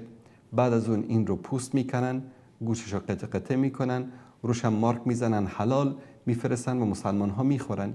این حرام قطعی است، این ذبح نشده. این قبل از این که این گلوگاه حیوان بریده بشه، اصل در این است که گلوگاهش باید بریده بشه، خونش باید جاری بشه. این کار نکردن. اصل این است در ذبح شرعی. تنها قضیه گرفتن نام الله سبحانه و تعالی نیست، اصلا طریقه ذبح شرعی از بسم الله و الله اکبر گفتن شروع میشه، از نام الله سبحانه و تعالی گرفتن شروع میشه تا طریقه ذبح کردن. همه اینها مهم است. و ثانیاً کسانی که این کار رو میکنن نه نام الله رو میگیرن نه چیزی، فقط یک شارت میزنن به پیشانی گاوی و گوسفندی، میمیره، بعد از اینکه مول میبرن پوستش میکنن، گوش قطع قطع میکنن، روش هم یک مارکی میزنن حلال. نه، این حرام است. به خاطر همین امروز در کشورهای غربی خیلی باید ما در استفاده از گوشت ها دقت بکنیم. مثلا من دوستانی دارن در آمریکا زندگی میکنن، میگن ما فقط مثلا در یک شهر بزرگی از یک قصابی که اون هم یهودهای متدین هستن از گوشت اونها میریم میخریم، به خاطر اینکه طریقشون به طریقه ذبح شرعی یهودی است، یعنی طبق شریعت موسی علیه السلام ذبح میکنن و ذبح اهل کتاب با ذبح مسلمان ها هیچ فرقی نداره. اگر بر اون طریق ذبح شود در اون صورت خوردنش جایز است. اما در رستوران هایی که در جایی که نمیدانید این گوشت ها چطور ذبح شده، چطور، نه تنها مسئله شرعیش، مسئله گوشتی که در داخلش خون باقی مانده باشه سبب بیماری های خیلی سختی میشه در انسان ها. امروز خود پژوهش هایی که در کشورهای غربی صورت گرفته این رو آشکار میکنه. به خاطر همین باید خیلی دقت بشه. الحمدلله امروز در اکثر کشورهای اروپایی، حتی در آمریکا، در خیلی از شهرها شما قصابی های مسلمان ها رو دارید که به طریقه شرعی ذبح میکنن، میتونید از اونجا بخرید، یا از قصابی های اهل کتابی که برید تحقیق بکنید که بر اساس همون طریقه ذبح شرعی اهل کتاب ذبح شده باشه. اما خوردن گوشت که توسط مشرکین ذبح شده باشه، مثلا توسط هندوها، توسط بودایی ها، مثلا در ژاپن، در چین، در نپال، در این کشورها، یا توسط مشرکین، یک فرقه های غلات، مثلا روافض، نصیریا، مثلا رافضیا، گوشتی که اونها ذبح بکنن برای مسلمان حلال نیست. اما عموم شیعه که طریقه ذبحشان طریقه شرعی است، به نام الله ذبح میکنن، ذبح اونا جایز است برای مسلمان ها بخورن. عده‌ای از مردم هم چی است؟ در این مسئله وسواس دارن، خیلی وسواس، یعنی از همه صغیره و کبیره یک موضوع آگاه باشه. اینم درست نیست. انسان نباید در امور دینی وسواس داشته باشه. حتی در وضو، مثلا در نماز، نباید انسان وسواس بکنه. بعضیا وسواس دارن. همین که میرید از یک قصابی میخرید، مثلا گفتم خب مثلا قصابی گفت مثلا تو محله ما یک قصاب است از فلان کشور است، نمیدونم که راست میگه یا دروغ میگه. نه دیگه، تو به این اندازه دیگه انسان باز وسواس میشه. و در خیلی از کشورها امکان ذبح شرعی برای خود شخص هم وجود داره. میتونه بره یک گوسفندی رو بخره، خودش ذبح بکنه، دو نفر سه نفر مثلا با هم شراکت بگیرن، گوشش رو تقسیم کنن، میتونن باش استفاده بکنن و این روش هم هست.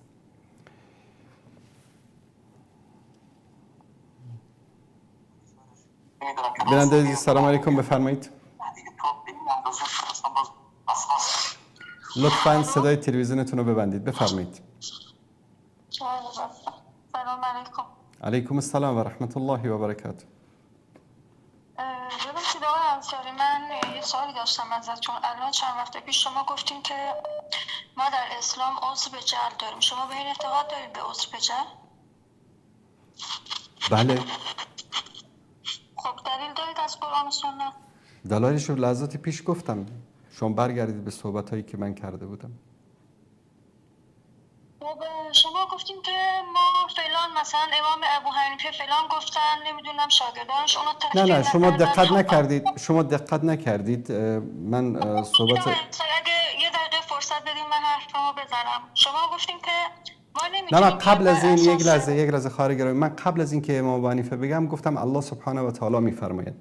شما اون قسمت رو نشنیدید؟ الان براتون بله میگم، دلیلشو میگم براتون. یه دقیقه لطف کنید چیز کنید. شما گفتین که امام ابو حنیفه فلان گفتن شاگردان، الان من آیرم براتون میگم. گفتین امام ابو حنیفه فلان گفتن شاگردانش حتی تکفیرش نکردن. خب بیا پس ما چون اونا تکفیر نماش. خب اولا که ما دین رو از امام ابو حنیفه نمیگیریم آقای انصاری، دین ما قرآن و سنته. الله تعالی در قرآن میفرماید که شما که خیلی بهتر از من شاید این آیه ها رو حفظ باشید. یا ایها الذین آمنوا اطیعوا الله و اطیعوا الرسول و اولی الامر منکم فان تنازعتم فی شیء فردوه الی الله و الرسول. تموم شد رفت. ما بعد از رسول دیگه اجماع نیومده، قیاس نیومده. اولوالامر کی هستن؟ اولوالامر کی هستن؟ آقای انصاری یه دقیقه وقت میکنید، من آیه رو میگم که شما الان در موردش حرف زدید. ما کنا معذبین حتی نبعث رسولا. اینو براتون میگم. اولا دین ما قرآن و سنت آقای انصاری. دین ما امام ابو حنیفه و نمیدونم فلان و فلان نیست. حتی الله متعال میفرماید اگر اولی الامری که شما امامی که شما دارید، حتی اگر علی بود، حتی اگر ابوبکر بود، حتی اگر عمر بود، اگر در چیزی در مورد دین شریعت الله به اختلاف رسیدید، چیکار کنید؟ برگردید به قرآن و سنت. خب تمام شد رفت. امام ابوبکر و عمر و علی اجماع نکردن، قیاس نکردن، بر فتوای خودشون حکم نکردن بر مردم. حتی امام ابوبکر زمانی که مانعین زکات رو خواست قصاص کنه، برگشت به چی؟ به فتوا، به سنت پیامبر. گفت عمر گفت ای ابوبکر چرا جماعتی رو تکفیر میکنی که لا اله الا الله گفتن؟ ابوبکر گفت ای عمر رسول الله چنین فرمودن که مگر به حق یعنی شما باید بجنگی. خب اونا زکات رو نمیدن، من که امامم ازم اطاعت نمی کنن، زکاتشون رو به من نمیدن و برگشت به چی؟ به حکم رسول الله. نگفت حالا ما بشینیم یه قیاسی کنیم ببینیم حالا چی میشه. این از این. خب پس دین ما امام ابو حنیفه نیست، امام ما امام شافعی نیست، امام ما علی نیست، ابوبکر نیست، عمر نیست، امام ما رسول الله بوده. تموم شد. بعد از قرآن و سنت ما در این آیه هیچ چیز دیگری نداریم. تموم شد رفت. خواهر گرامی یک لحظه گوش کنید. شما سخنرانی نکنید. این من لطفاً سخنرانی یک لحظه خواهر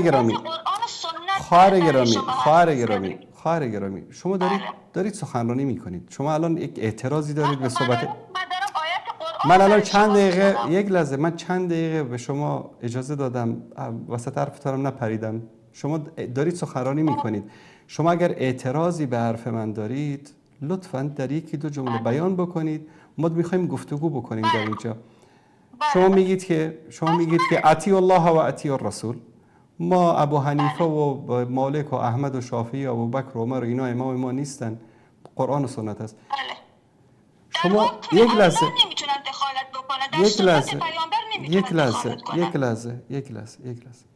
الان شما مستقیما احکام دینتون رو از قرآن و سنت میگیرید یا بر اساس فهم سلف صالح امت میگیرید؟ یعنی شما قرآن رو رسول الله تموم شد رفت. بعد از رسول الله هیچ کسی برای من حجت نیست. یک دلیلی از رسول الله صلی الله علیه و سلم بیارید که عذر به جهل نیست. یک دلیل بیارم. الله متعال در قرآن از فران که آیه داریم. خب اولا که الله متعال در قرآن میفرماید چی؟ میگه و ما خلقت الجن والانس الا لیعبدون. تموم شد رفت. لیعبدون یعنی چی؟ لیعبدون یعنی چی؟ آقای انصاری لیعبدون یعنی چی؟ یعنی عبادت الله، یعنی اینکه عبادت الله رو بکنن. خب عبادت الله رو که مشرکین هم میکردن. عبادت الله رو که مشرکین هم میکردن. ببینید خواهر گرامی، یک دقیقه نمیشه. الان شما یک آیه از قرآن خواندید و ما خلقت یک لحظه نه خواهر گرامی، همین آیه که شما خواهر گرامی یک لحظه گوش کنید، لطفاً گوش کنید. و ما خلقت الجن والانس الا لیعبدون. لیعبدون یعنی چی؟ یعنی برای عبادت الله، یعنی این که خالصانه الله. خلاص جواب دادید. خلاص اوکی، خلاص دست شما درد نکنه، شما جواب دادید. خب همین عبادت الله رو که ابو جهل هم میکرد، ابو لهب هم میکرد. آیا ابو جهل شرک به الله داشت؟ ابو جهل به الله شرک میکرد. یک لحظه خواهر گرامی، عبادت یعنی چی؟ خواهر گرامی یک لحظه یک عبادت رو که همه انجام میدن. و ما خلقت الجن والانس الا لیعبدون. شما ببینید خواهر گرامی، یک کمی ادب داشته باشید. وقتی که داریم گفتگو میکنیم، من حرف میزنم وسط حرف من نپرید، گوش کنید. ما الان در یک آیه میخوایم با هم به یک نتیجه برسیم. صحابه رسول الله صلی الله علیه و سلم، ائمه بزرگوار سلف صالح گفتن لیعبدون یعنی لیوحدون، یعنی الله رو به وحدانیتش بپرستن. ببینید الان فهم شما فهمتون رفت بر مستقیم از قرآن خواستید بگیرید، اشتباه کردید. لیعبدون یعنی لیوحدون. این رو برید در تفاسیر قرآن بخوانید، اقوال صحابه و تابعین و ائمه مذاهب اهل سنت رو بخونید، گوش کنید. خوندید پس چرا اشتباه تفسیر کردید؟ الان گفتید لیعبدون یعنی الله رو عبادت رو همه انجام میدن. عبادت رو اون مشرک هم انجام میده. ابو جهل هم عبادت میکرد. ابو جهل مگر حج نمیکرد؟ ابو لهب مگر حج نمیکرد؟ حج میکرد. پس حجش پس مشرک بود. چرا مشرک بود؟ چون الله رو به وحدانیت. ببینید شما در یک آیه اینجا اشتباه کردید که لیعبدون رو عبادت ترجمه کردید. لیعبدون یعنی لیوحدون. لیعبدون یعنی لیوحدون، یعنی الله رو به یگانگی پرستش کرد. خواهر گرامی، این که شما میگید که من میرم از قرآن و سنت، مستقیما میرم از قرآن و سنت، شما کی هستید؟ شما صحابه ای هستید که الله متعال در موردشون میگه که فَإِنْ آمَنُوا بِمِثْلِ مَا آمَنْتُمْ بِهِ فَقَدْ اهْتَدَوْا. ای اصحاب پیامبر، اگر مانند ایمان شما ایمان بیاورن راهیاب میشوند. یعنی شما قرآن رو، سنت پیامبر رو از اصحاب پیامبر، از تابعین که همین ائمه بزرگوار مذاهب اهل سنت، اینها تابعین هستن، یکی دو تاشون که با صحابه ملاقات کردن. آیا شما از اونها بهتر میفهمید دین رو که میرید مستقیم از قرآن میرید؟ یک سوال آخر میپرسم، جواب دادید.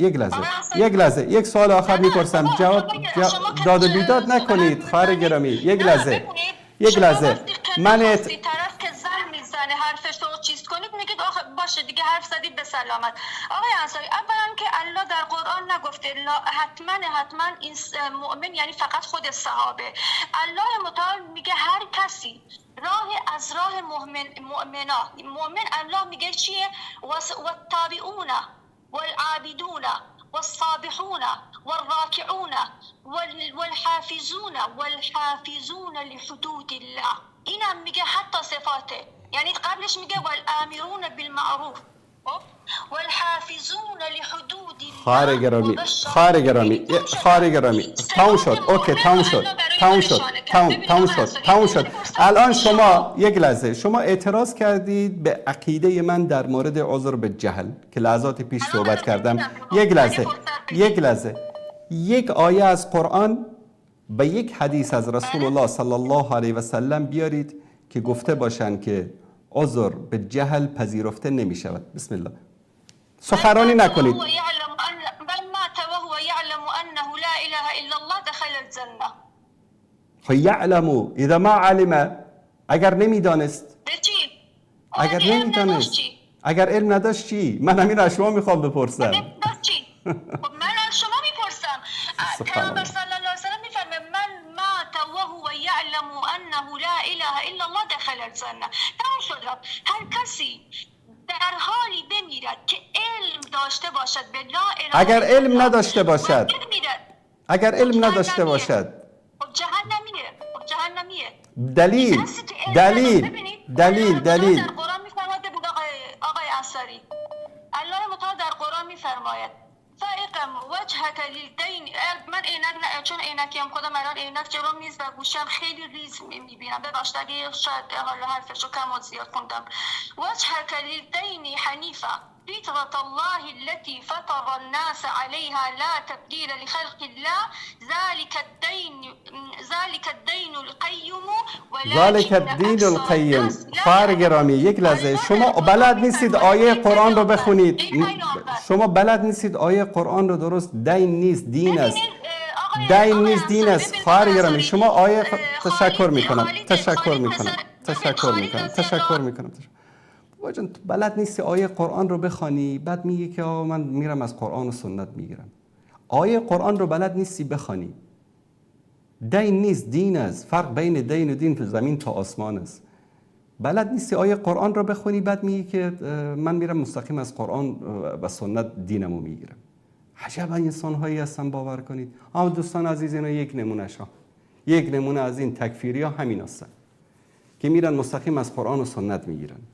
یعنی دین رو ابوبکر و عمر صحابه رسول الله صلی الله علیه و سلم رضی الله تعالی عنهم نفهمیدن، دین رو امام ابو حنیفه، امام شافعی، امام مالک، احمد بن حنبل نفهمیدن.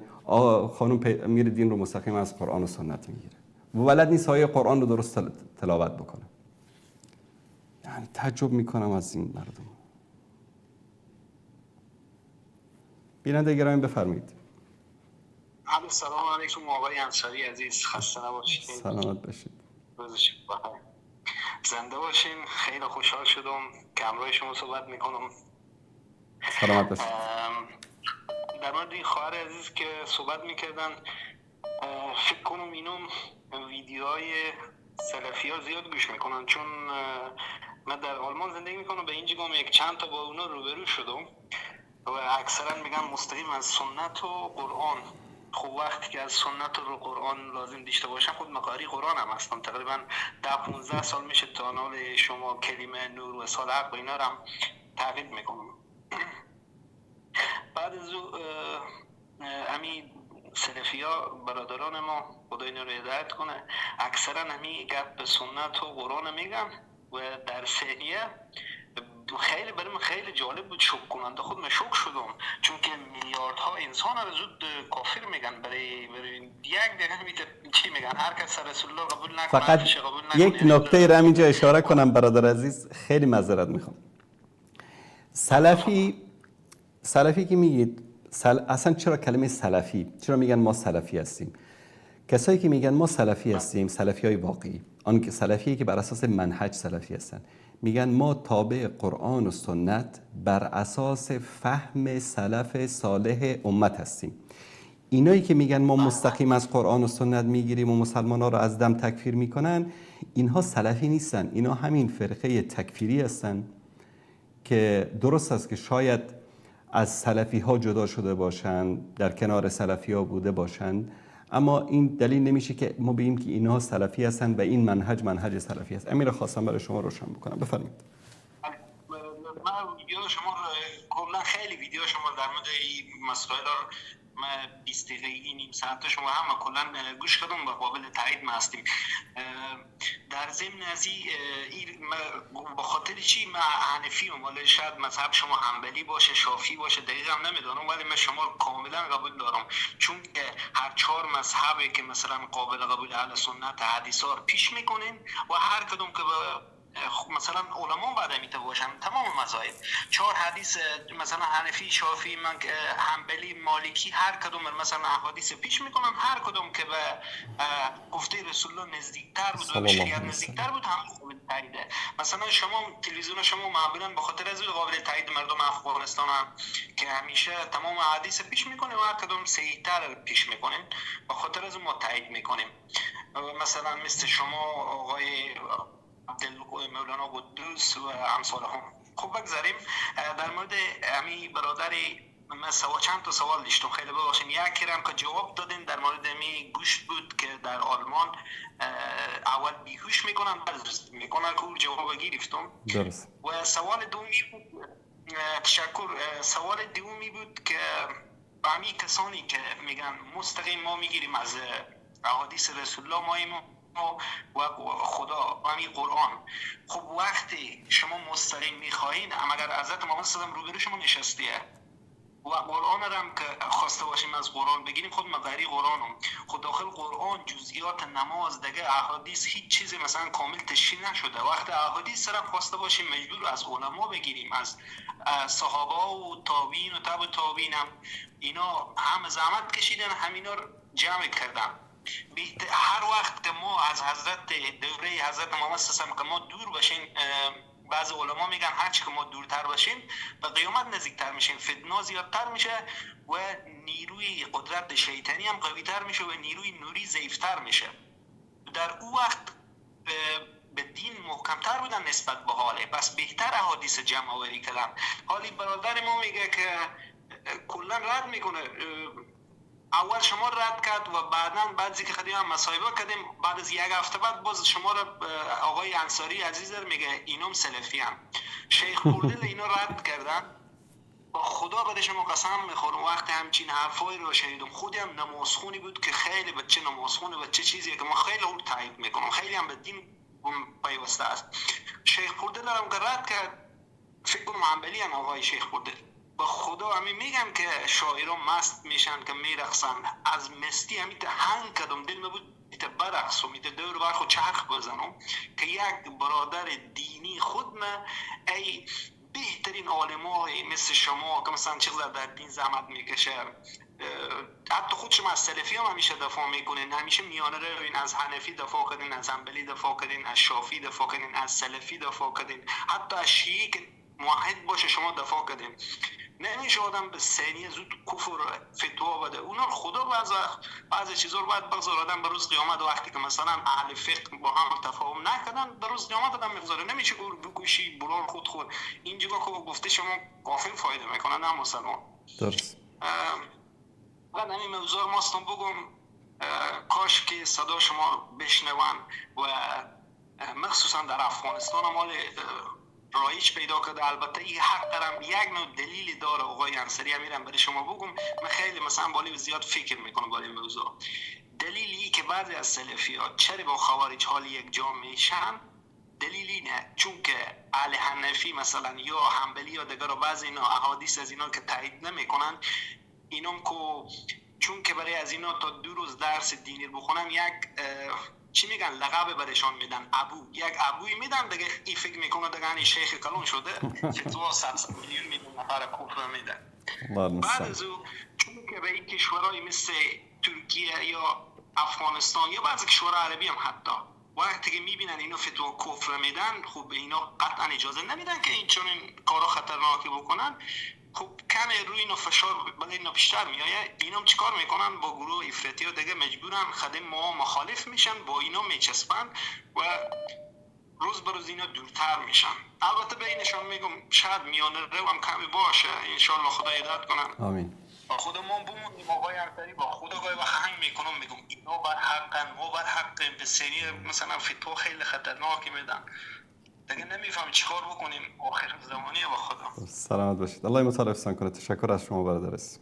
من بیان کنم خیلی ببخشید که زیاد صحبت کردم. خواهش میکنم. تشکر از شما. ان شاء خداوند توفیق بده، اما ان شاء الله یک جاشن دیگه علما با هم بشینن، یک چیزی باشه که گفته همین شما رو برکن بکنن که مثلا همدیگر خود زود قصد از بین بردن نکنن، یا مثلا موضوعی که مال میگم تایید من حنفی، آقا یکی که حنبلی یکی سلفیه، چون که فتوا من قبول نکرد، نباید او فکر تو کفر بگم که تو کافر یعنی توی رد میکنی. خب اون نظر از اونها دیگه نمیشه میلیون ها انسان رو بکشی یا چیز کنی. درست. ان شاء الله این موضوع رو خداوند شما توفیق بده، کار یعنی تشویق بکنین که یک رقم وقت نسبتا اتفاق و اینا بین مسلمان‌ها زیادتر کم بیاید. سلامت باشید برادر عزیز. سلامت باشید. با من باشید. خیلی ببخشید. خواهش می‌کنم. سلام. در تایید صحبت‌های برادر عزیزمون ببینید الله سبحانه و تعالی در قرآن کریم میگه که فاسألوا اهل الذکر ان کنتم لا تعلمون. شما از اهل ذکر بپرسید. اهل ذکر کیا هستن؟ ذکر رو اگر به قرآن تفسیر بکنیم، به علم تفسیر بکنیم، به قرآن و سنت تفسیر بکنیم، به دین تفسیر بکنیم. الان مثلا این خواهرمون یک آیه قرآن رو درست نمیتونه تلاوت بکنه، بعد میگه من مستقیم احکام رو از قرآن و سنت میگیرم. ببینید در قرآن و سنت ما در قرآن کریم مثلا ناسخ داریم، منسوخ داریم، عام داریم، خاص داریم، مطلق داریم، مقید داریم، نص از، ظاهر از، صحیح از، در احادیث مثلا صحیح از، ضعیف از. نه من مستقیم از قرآن میگیرم. یعنی این که نشد دین. شما در مورد ناسخ و منسوخ قرآن مثلا از همین خواهر ما هم کسایی که امثال مثل ایشون فکر میکنن بپرسید، شاید ندونن در مورد ناسخ. الان یک آیه که مثلا منسوخ شده حکمش قرائتش باقی است، تو بگیر به اون عمل بکن. خب اینو کی برای ما بیان کرده؟ صحابه بیان کردن، تابعین بیان کردن و ائمه بزرگوار اهل سنت مثلا امام ابو حنیفه، امام شافعی، امام مالک، امام احمد بن حنبل، اینها و مفسرین، محدثین، امام بخاری، امام مسلم، ابو داود و غیره، اینها از شکم خودشون که چیزی نگفتن. یعنی خودشون یک چیزی رو اختراع نکردن.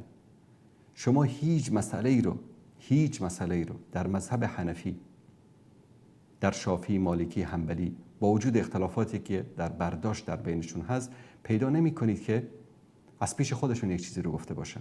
این خواهر ما شنیده از 4 تا از این تکفیری‌ها شنیده که حالا اینا اهل رأی بودن و اهل چیز بودن. گاهی اوقات در مذهب حنفی بعضی از اقوالی که در بعضی مسائل فقهی استدلال به احادیث ضعیف شده، یک روز یکی خیلی داشت بالا صحبت میکرد که آقا اینا امام ابو حنیفه حدیث بلد نبوده، به خاطر همین رفته به احادیث ضعیف استدلال کرده. اینا انقدر احمقن که در زمان امام ابو حنیفه تا هنوز کتب احادیث تدوین نشده بود. الان مثلا برای یک طالب علمی، برای منی که مثلا میخوام برم احادیث صحیح بخاری هست چاپ شده آماده، صحیح مسلم هست، صحیح سنن ترمذی هست، صحیح سنن ابن ماجه است. یعنی چی؟ ابن ماجه، ترمذی، نسائی، ابو داود، اینا کتب احادیث است که در بین اینها شاید مثلا نصفش احادیثی باشه که روش حرف و حدیث هست، احادیث ضعیف در بینش هست. علما اومدن صحیح ترین احادیث ابو داود رو جدا چاپ کردن. کار من تو خیلی آسان است. در زمان امام ابو حنیفه رحمت الله علیه هنوز یعنی احادیث تدوین نشده بود، جمع‌آوری نشده بود. محدثین تا هنوز در بین امت نیامده بودن احادیث رو بر اساس اون علوم حدیث، بر اساس علم جرح و تعدیل، علم رجال، علم روایت یا درایت به قول مردم، اینها رو بیان برای مردم بیان بکنن. به خاطر همین به حدیث ضعیفی هم استدلال کرده اما رأی خودش رو غالب نکرده در دین. به این اندازه دقت داشتن اونا، اما هر کدامشان بر اساس امکاناتشون، بر اساس فهمشون، بر اساس اجتهادشون. و ما میبینیم مثلا در زمان امام احمد بن حنبل که احادیث تدوین شده، یعنی محدثین هستن، علوم اسلامی به اوج خودش رسیده، میبینیم که مثلا استدلال به احادیث به این چیزها بیشتر هست در مذهب حنبلی.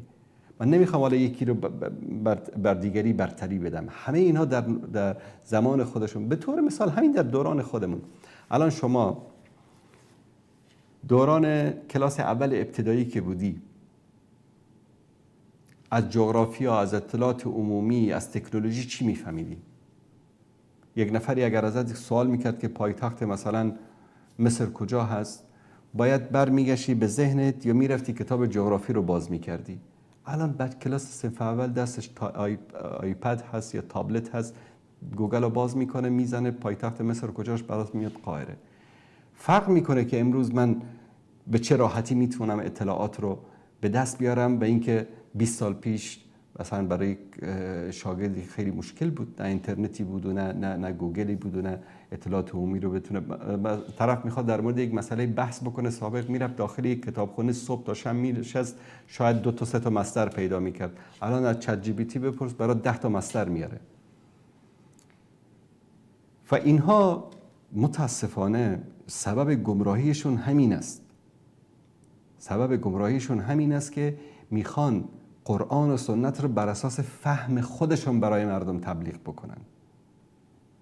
در حالی که ما قرآن و حدیث رو بر اساس فهم کسانی که قرآن و حدیث برای اونها نازل شده، با اونها زندگی کردن، بر اساس فهم اونها میخوایم بفهمیم. فرق بین ما و اونا این است. بیننده عزیزی سوال پرسیدن که آیه 56 سوره عنکبوت رو نوشتن که تفسیر بکنید. این آیه رو باز بکنم برای شما عزیزان.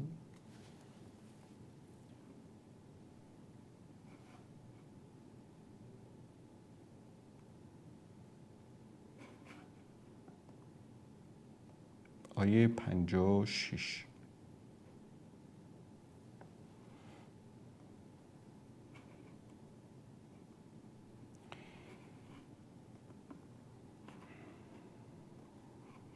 دوستان عزیز اگر این صفحه رو نشون بدن، آیه 56 سوره عنکبوت است: یا عبادی الذین آمنوا ان ارضی واسعة فایای فاعبدون. ای بندگان من، ای کسانی که ایمان آوردید، بیگمان زمین من وسیع است، پس تنها مرا بپرستید. علما در تفسیر این آیه می‌فرمایند که این خطاب به کسانی است که در سرزمین خودشان، در کشور خودشان مورد ظلم و ستم قرار می‌گیرند و از عبادت الله سبحانه و تعالی جلوگیری میشه. مثلا در تاجیکستان در بعضی کشورها هست نماز جماعت، برای نماز جماعت رفتن سن تعیین کردن، زنها نمیتونن که حجاب داشته باشن. حجاب یک عبادت است. کسی که به خاطر این که بتواند این عبادات را انجام بدهد، از کشور خودش به جای دیگری که آزادانه بتواند این عبادت ها را در آنجا انجام بدهد هجرت می کند، این خطاب برای اونهاست که الله سبحانه و تعالی را بپرستید و اگر در کشوری که زندگی می کنید، در جایی که زندگی می کنید، در آنجا برای شما مشکلاتی ایجاد می شود، شما می توانید هجرت بکنید به جایی که در آنجا آزادی برای شما هست. حالا این آزادی اگر در یک کشور اسلامی دیگری باشد، در یک کشوری که حتی کشور کفری باشد، رسول الله صلی الله علیه و سلم صحابه را فرستادن که در بین اونها دختر رسول الله صلی الله علیه و سلم و همسرش بود عثمان بن عفان رضی الله تعالی عنهما، فرستادن به کجا؟ به حبشه. پادشاه حبشه مسلمان نبود در اون وقت، اما رسول الله صلی الله علیه و سلم فرمودن که در اونجا پادشاه عادلی هست، چون که عدالت اساس ملک است. و یک آیه دیگری هم در قرآن کریم هست که اون رو هم خدمت شما عزیزان بیارم اینجا که در مورد همین مطلب الله متعال میفرماید. بله،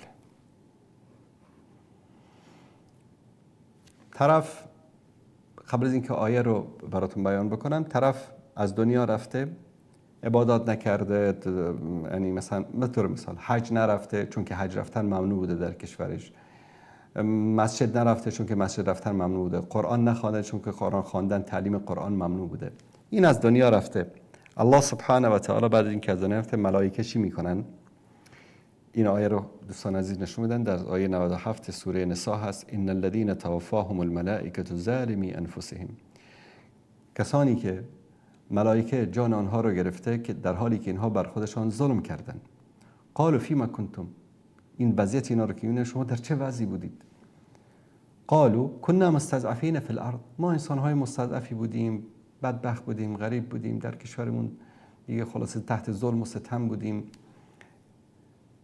ملائکه چی میگن؟ قالوا الم تک ارض الله واسعة فتهاجروا فیها. آیا سرزمین الهی وسیع نبود که یک جای دیگری هجرت میکردید؟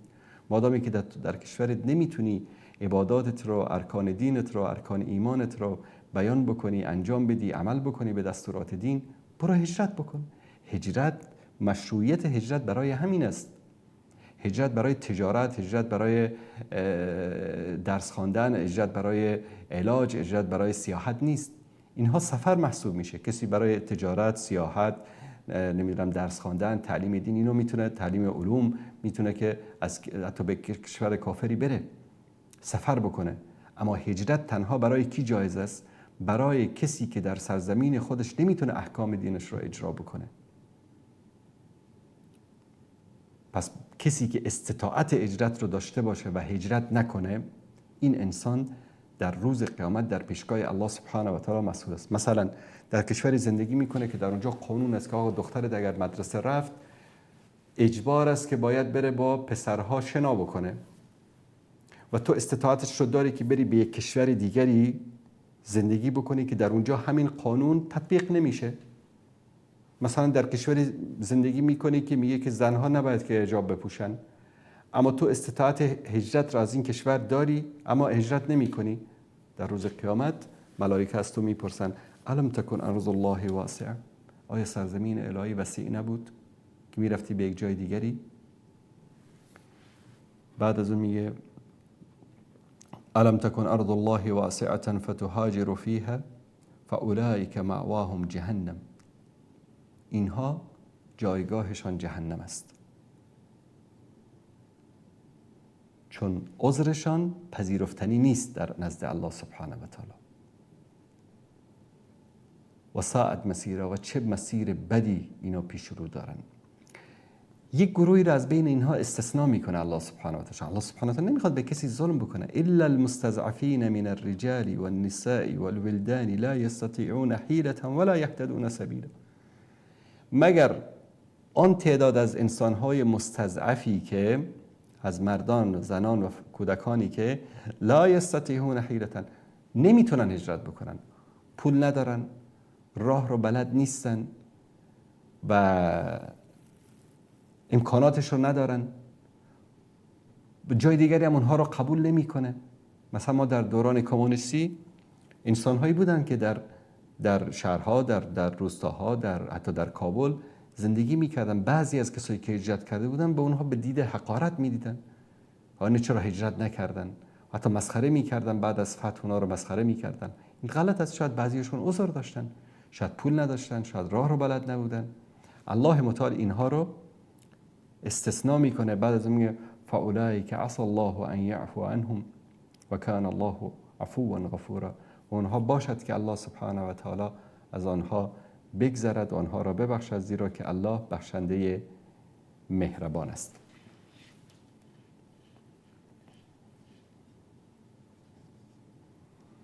بینندگان سلام علیکم، بفرمایید. سلام علیکم و رحمت الله. علیکم السلام و رحمت الله و برکاته. فرصت خوب است. سلامت باشید. تشکر از شما.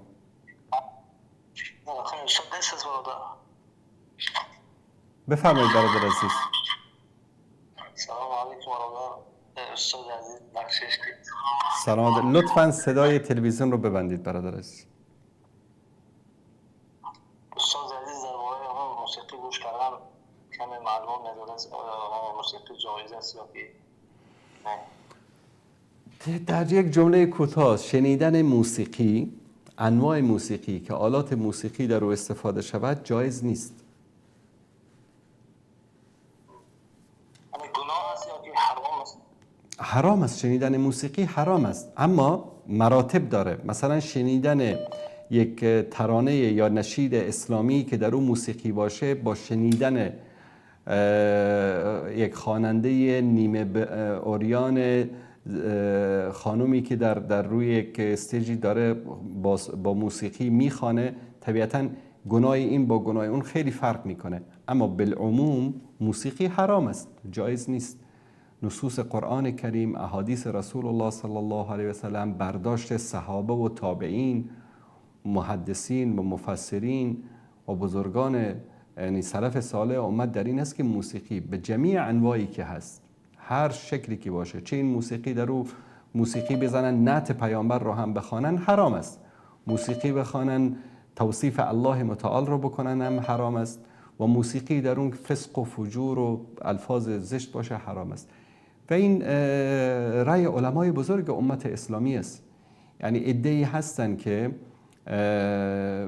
بعضی از علمای متساهل، به طور مثال شیخ قرضاوی، شیخ یوسف قرضاوی رحمت الله علیه، که در کتاب حلال و حرام که ما شوخی میگفتیم وقتی این کتابش چاپ شد میگفتیم که الحلال و الحلال، مثلا میگه که موسیقی اشکالی نداره مادامی که در رو کلمات زشت و رکیک و فلان این چیزا نباشه اشکالی نداره، اما این اجتهاد ایشان است و اجتهاد غلطی است، رأی اشتباهی است.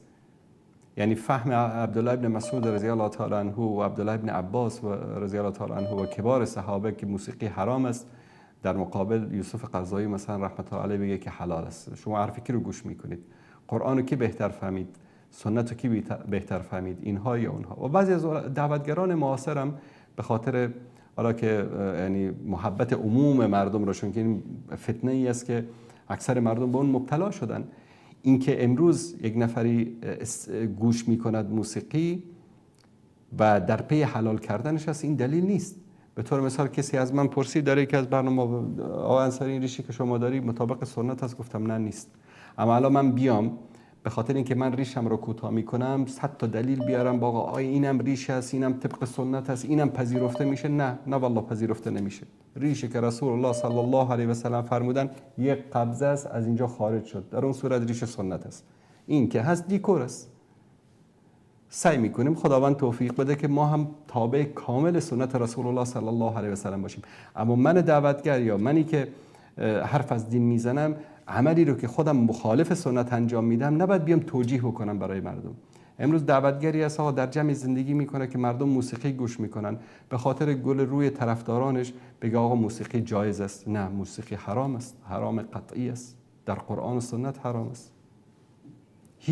هیچ موسیقی شنیدنش جایز نیست. هیچ موسیقی، تنها صوت نی باشد جایز نیست، تنها صوت دنبور باشد، گیتار باشد، طبل باشد، نی باشد، هر چی باشد جایز نیست، حرام است. از شما راضی باشم. اگر اجازه باشه یک سوال دیگر ممکن است؟ بفرمایید. استاد ما در کشور روسیه کار میکنم، برادران هم هستن کار میکنن، خیلی زیاد هستن، در یک انبار کار میکنن. استاد اونجا طبق معمول تمام نمود چیز هست، هم خانوار است، هم مشروبات است. گناه هست یا که چیز؟ باشه، در این مورد هم صحبت میکنم. تشکر برادر است. تشکر شما. زنده باشید. خداحافظ شما. من بارها در مورد این مسئله صحبت کردم، یعنی شاید بیش از 10-20 بار صحبت کردم که شخصی مجبور است در یک سوپرمارکتی کار میکند که در اونجا شراب فروخته می شود. مجبور است، اگر اونجا کار نکند پول به دست نیارد از گرسنگی میمیرد، از خانه خارجش میکنن و زن و بچه‌اش مثلا گرسنه میمانن. این انسان حکم مضطر رو دارد. مضطر در اسلام به کی گفته میشه؟ به کسی که مجبور است. مثلا غذا پیدا نکرد، داشت از گرسنگی میمرد، میتواند گوشت خوب بخورد، میتواند گوشت سگ بخورد، میتواند گوشت میمون بخورد، گوشت گربه بخورد، هیچ مشکلی نیست. این مضطر است. مضطر به کسی میگن که مجبور است، به خاطر زنده ماندن این کارو میکنه. اما کسی که مجبور نیست، اینجا مثلا کار میکنید در یک شرکتی، به شما $2000 ماهانه حقوق میده، اما در اونجا مشروب میفروشن. یک سوپرمارکت دیگه است، در اونجا مشروب نمیفروشن، اونجا به شما $1000 حقوق میدن. در اینجا یک انسان مسلمان باید چی کار بکنه؟ من الان جوابتون رو دقیقاً از قرآن کریم میدم.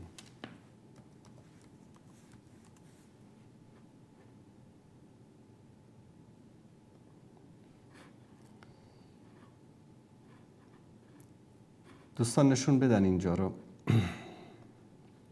سوره طلاق است، از آیه 2 شروع میشه. و من یتق الله یجعل له مخرجا. کسی که تقوا پیشه کرد الله راه رو براش باز میکنه. یعنی چی؟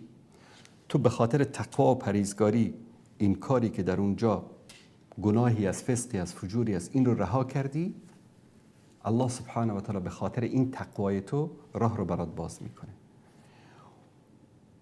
اما مردم چی میگن؟ اینجا اگر کارمو بل بکنم بعد رزق و روزیم چطور میشه؟ جواب اینم الله متعال میده و یرزقه من حیث لا یحتسب. نگاه کنید دوستان، نشون بدن و یرزقه من حیث لا یحتسب. از جای روزی بهت میده که اصلا فکرش هم نکردی. کافی است که تو تقوا داشته باشی. بعد میگه که خب اگر الان کار پیدا نکردم چطور میشه؟ خرج و مصارف و زندگی والا سخت است در اینجا. ادامش باز میگه نه، جواب اینم بهت میده و من یتوکل علی الله فهو حسبه. کسی که توکل به الله بکنه الله برایش کافی. نه اینکه بری خونه بخوری بخوابی توکل بکنی، نه، تو برو دنبال کار بگرد، لکن توکلت به الله باشه. و من یتوکل علی الله فهو حسبه. اگر تو به الله توکل بکنی الله برای تو کافی است. پس اصل تقواست. شما بر اساس تقوا و پرهیزگاری و احسان و نیکوکاری، کاری که در اونجا مثلا فایدهش زیاد هست رها میکنی، یک کاری که در اونجا فایده کمی وجود داره اونجا میری مشغول میشی، به خاطر تقوا و پرهیزگاریت الله متعال برکت میده. یعنی چی؟ یعنی اونجا 2000 میگرفتی اینجا 1000، همین 1000 به اندازه برکت میکنه که 2 برابر اون $2000 تو در زندگیت احساس میکنی که الله متعال بهت رزق و روزی داده. این خلاصه جواب به این برادر عزیز.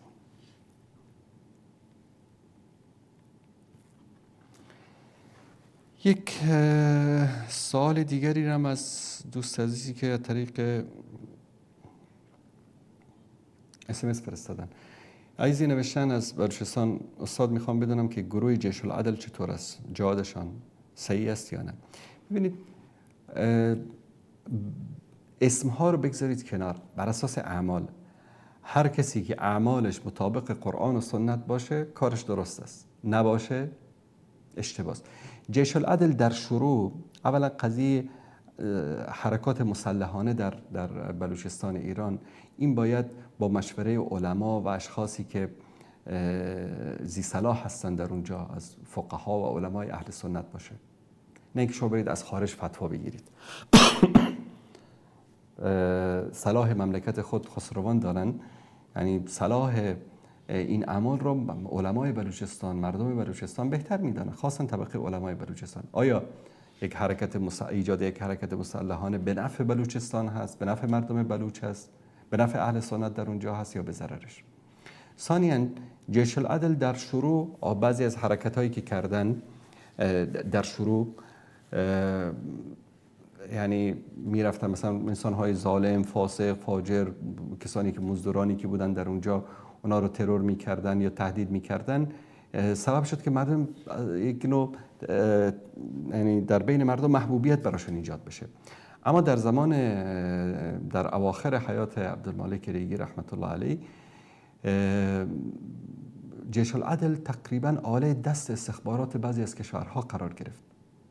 بعضی از کشورهایی که دشمنیشون با ایران دشمنی اسلامی نیست، دشمنی مذهبی نیست، دشمنی عقیدتی نیست، دشمنی سیاسی است. و این واضح آشکار میگم. مثلا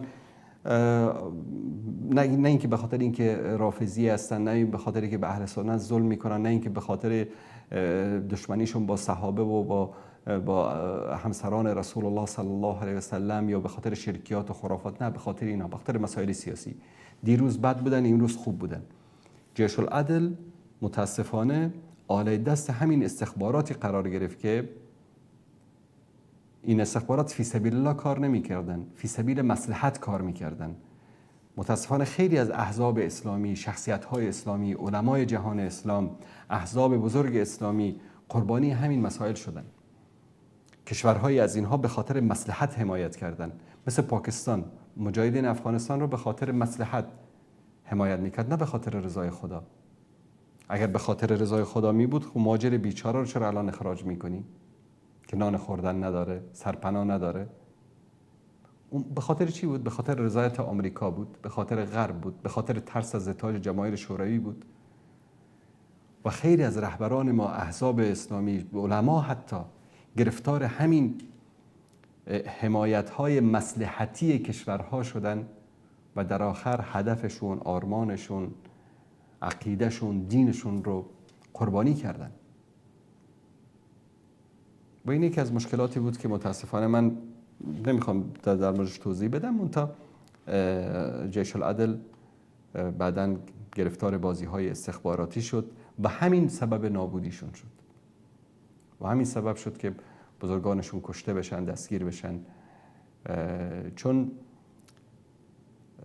من قاتل لتكون کلمت الله هی العلیا فهو فی سبیل الله، کسی که برای اعلای کلمت الله بجنگد، نه برای رضایت این، برای رضایت اون، به خاطر مصلحت این کشور. و مسلمان باید ذکی باشد، مسلمان باید المؤمن کیس فتن، مسلمان باید ذکی و هوشیار باشه، مسلمان نباید آلت دست قرار بگیره.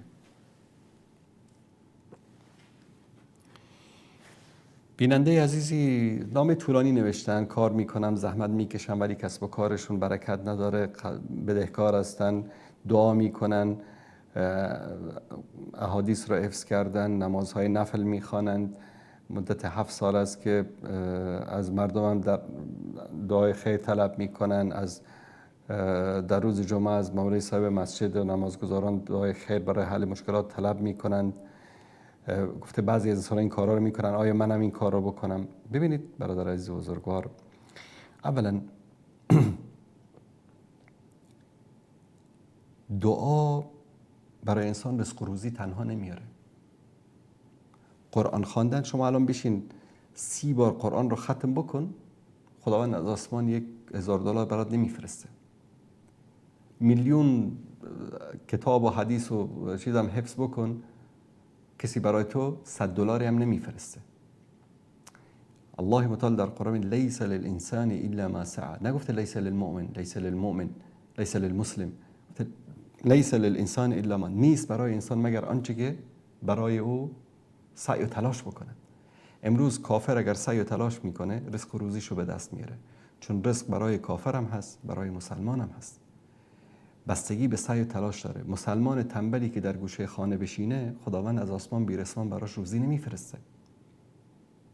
اگر مسئله تنها دعا بود، خب پیامبر صلی الله علیه و سلم میرفت در غار حرا مینشست میگفت یا رب مردم مدینه مسلمان بشن، همه مسلمان میشدن. یا رب مردم طایف مسلمان بشن، همه مسلمان میشدن. اما چرا پیامبر 18 شبانه روز پای پیاده در راههای سخت دشوار هجرت میکنن مدینه، جهاد میکنن، در جهاد سر روشون پر از خون میشه، یارانشون به شهادت میرسن، با همسر نازنینشون خدیجه کبرا در معاصره شیب ابی طالب در اونجا از اثر اون معاصره فوت میکنن.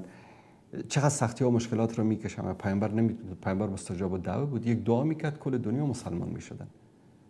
اما مسئله دعا نیست، مسئله سعی و تلاش است. و جاهدوا فی سبیل الله، جهاد بکنید. جهاد یعنی چی؟ یعنی کوشش بکنید در راه الله سبحانه و تعالی. شما بشین دعا بکن خدایا به من قرض منو ادا بکن، شب تا صبح دعا بکن، 100 رکعت نمازم بخوان، خدا قرض ادا نمیکنه. تو تلاش بکن، دنبال کار بگرد، دنبال تجارت بگرد، دنبال زحمت بیشتر بکش. امروز مسلمان مثلا صبح تا شام در گوشه مسجد بشینه، آلمانی و فرانسوی و بریتانیایی برن صبح تا شام کار بکنن، بعد توقع داری که خداوند به تو بده به اونا نده؟ نه، این عدالت الله سبحانه و تعالی اینطوری نیست. عدالت الله سبحانه و تعالی هر کسی رو به اندازه جهدش میده، بلو کافر باشه، بت پرست باشه، نصرانی باشه، یهودی باشه.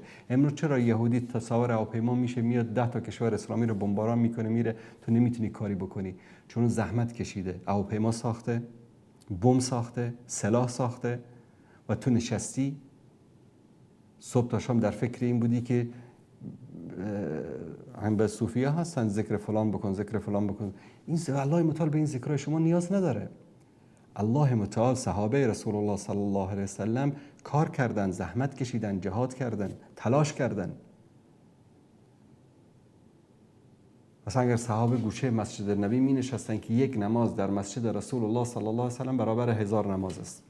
امروز دین به من و تو میرسید در افغانستان و تاجیکستان و ایران و آسیای میانه یا در شمال آفریقا و جنوب شرق آسیا؟ نمیرسید دین. اونا این همه راه ها رو پیاده آمدن، تلاش کردن، جهاد کردن، دین رو برای ما و تو رساندن. من امروز در گوشه مسجد میشینم، ختم فلان میکنم، زیارت فلان میکنم که خداوند به من بده. نه، اینطوری نمیده برادر عزیز. و از الله بله سعی بکن، تلاش بکن، در کنارش دعا بکن.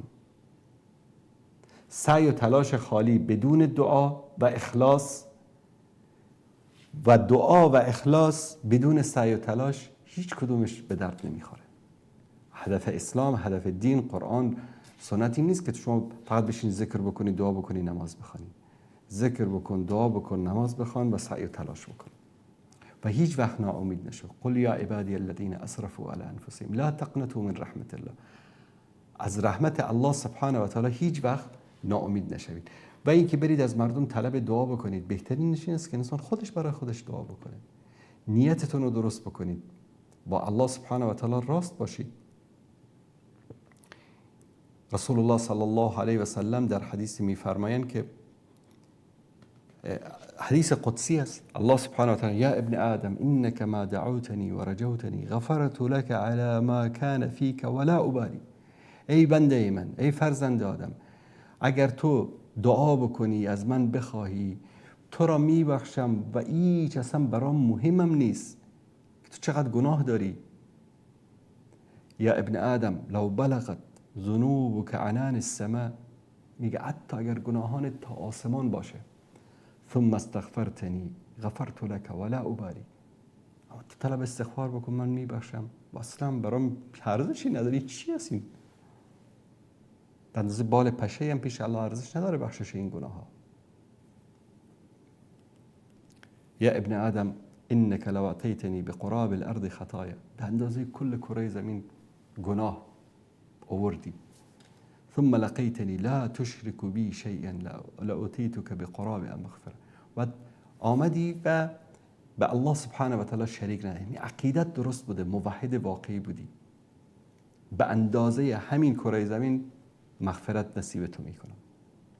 این به این معنی است که ما نباید از رحمت الله سبحانه و تعالی ناامید باشیم و همچنین نباید اعتماد ما فقط این باشه که ما نماز میخوانیم، قرآن میخوانیم، دعا میخوانیم، الله سبحانه و تعالی از آسمان بی رسمان به ما میدهد.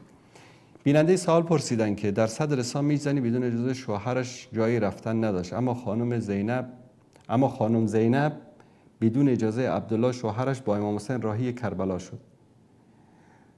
اولا این مسئله در کجا آمده که بدون اجازه شوهرش بوده؟ من بعد مسئلهش رو ذکر میکردید که من جواب شما رو بدم. ثانیاً زینب رضی الله تعالی عنها خواهر امام حسین است، خواهر امام حسین رضی الله تعالی عنه است و در کربلا فرزندان ایشان هم در اونجا بودن که یکی از فرزندانشان به نام عون در اونجا به شهادت میرسه. بعد نوشتن که سرپرستی شهدا و بالا بردن نیزه ها، نمیدونم سرها بالای نیزه و خاطره فجیع و دمشق و یزید و ببینید خیلی از این مسائلی که ذکر میکنن، خاصا در مصادر شیعه ذکر میشه که این کردن و اون کردن در اونجا و بردن و سر امام حسین و یزید گرفت با چوب. اکثر اینها دروغ‌های تاریخی که اینها اومدن در کتاب ها نوشتن. درست است در کربلا ظلم شده، ستم شده، اما خیلی از مسائلی رو که در مصادر تاریخی شیعه ذکر میکنن یا نسبت میدن به اون دوران زمان، اینها حقیقت نداره. مبالغات زیاد در این مورد شده که مفصل من در روزهای عاشورا در برنامه‌های خاصی که داشتیم در این مورد صحبت کردم. بیننده ای نوشتن که زنشون ازشون جدا شده، خیلی دوستش داشته، اونم خیلیشون رو دوست داشته، ولی یک بار طلاق گرفته و هر کاری کردن میگه نمیدونم چی کار کنم، مجبور شدم طلاقش دادم. بعدش گفته که از ایشون عکس‌هایی دارن، آیا اجازه است که بهش نگاه کنن؟ ببینید دوست عزیز و بزرگوار، من اینو فقط با آیات قرآنی خدمت شما پاسخ میدم. این سوال شما رو یک لحظه اگر من آیات رو برای شما بیارم.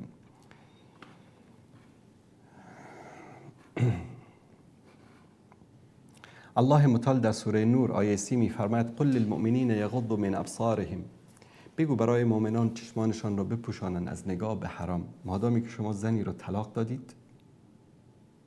دادید، ازش جدا شدید، الله متعال میفرماید که امساکم بالمعروف و تسریح باحسان، مثل آدم زن بگیرید یا مثل آدم رها بکنید. البته این مثل آدم ترجمه من هست، یعنی طبق رسوم و عادات خوب یک منطقه زن بگیرید، طبق عادات و رسوم خوب یک منطقه از هم جدا بشید.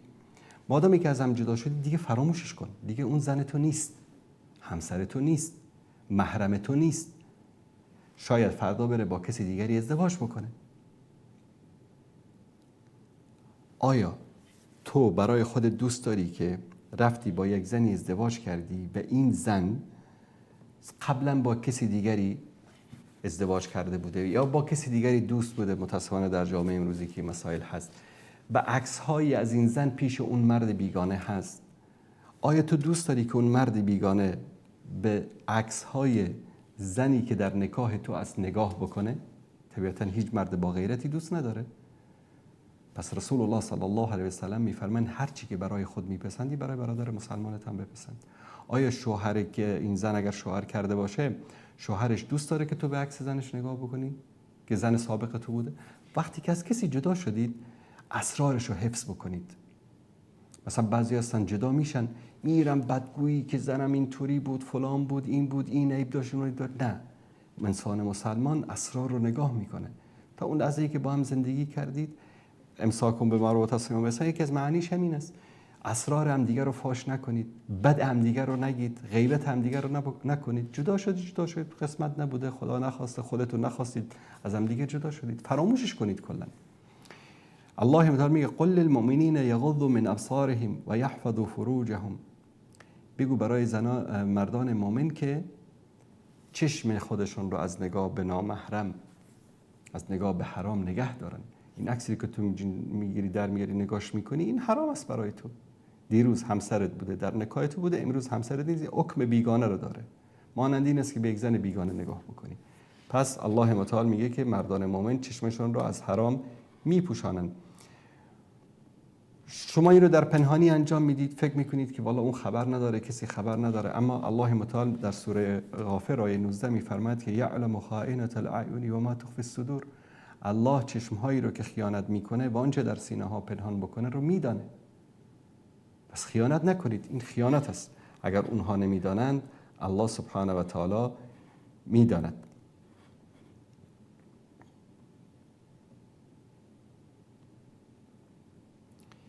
اکثر این مسائل از چی میشه؟ از هوا و هوس میشه.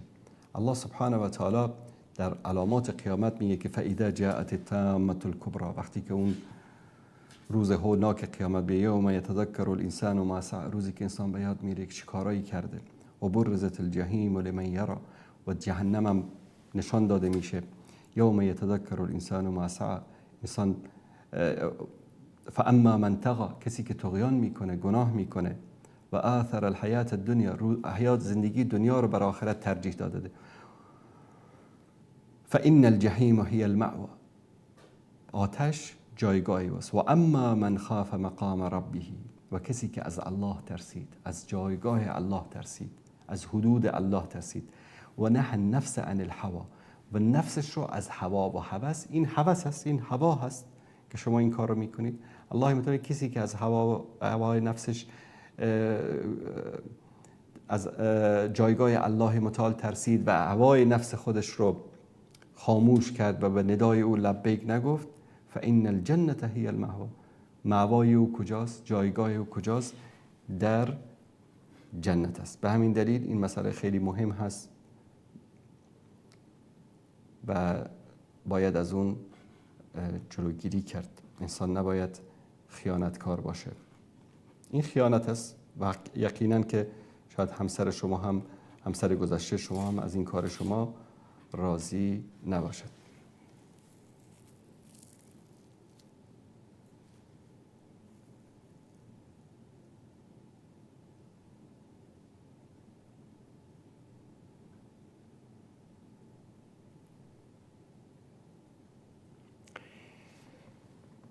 دوست عزیزی نوشتن که جنگ بین افغانستان و پاکستان رخ داد، دو کشور مسلمان هر دو شهید دادن. آیا هر دو طرف شهید واقعی دادن؟ اگه دو طرف شهید گفته بشن پس بهتر مسلمان همیشه با هم بجنگن و برن بهشت. این چجوری می شود؟ کی گفته این رو؟ کی گفته این رو؟ ما در سوره حجرات، من خدمت شما بیارم در سوره حجرات رو که الله سبحانه و تعالی در مورد جنگ بین مسلمانان اینجا دوستان عزیز اگر این صفحه رو نشون بدن. و این طائفتان من المؤمنین اقتتلوا، اگر دو گروه مؤمن با هم جنگیدن، دو گروه عدد مؤمن باشن، اما اینکه افغان ها با پاکستان جنگیدن، شتان بینهما، یعنی فرق بین این جنگ بین آسمان تا زمین است، مثلا قابل مقایسه نیست. حالا در موردش توضیح خواهم داد. و این طائفتان من المؤمنین اقتتلوا، دو گروه مؤمن با هم جنگیدن، فاصلحوا بینهما، باید صلح در بینشون بیارید.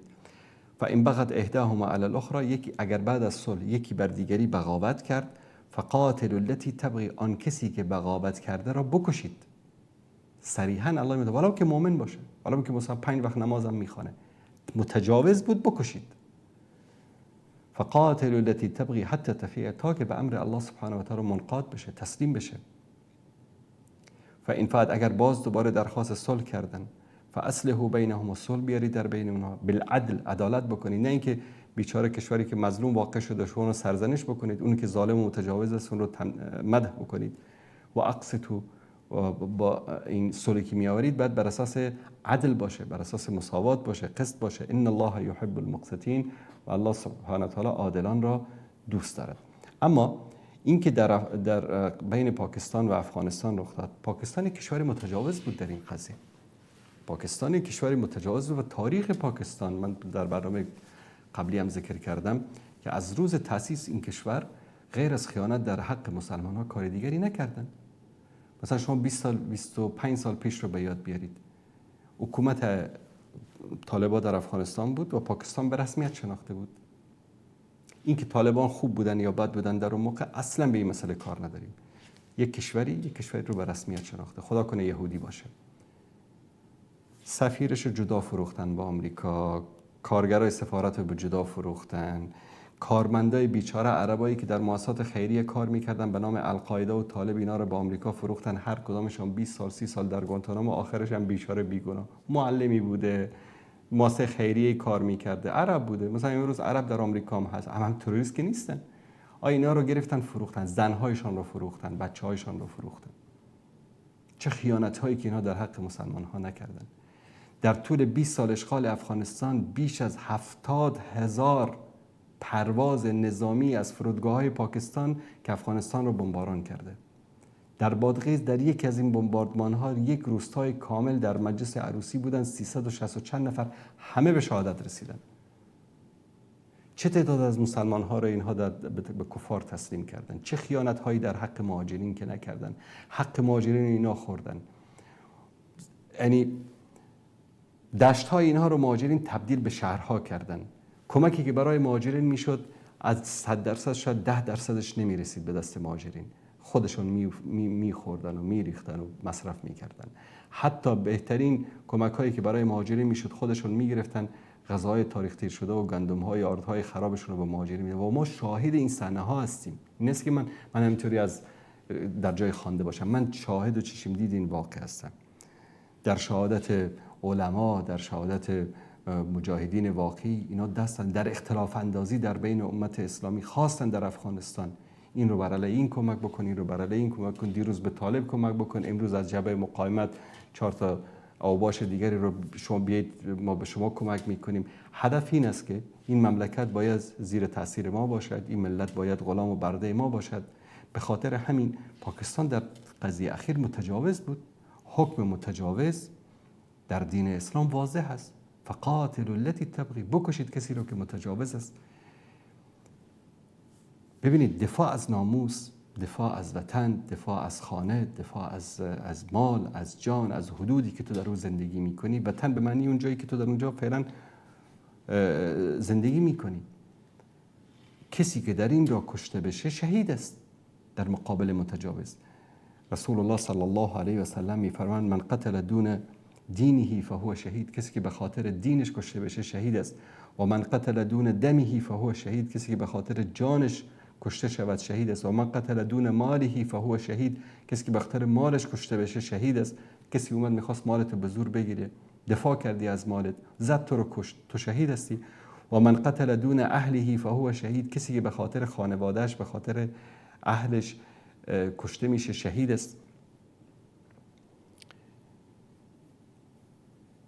یکی آمد یک اعرابی گفت یا رسول الله الرجل یقاتل لمغنم و رجل یقاتل لیذکر و رجل یقاتل لیرى مکانه و در روایت یقاتل شجاع و یقاتل حمیه.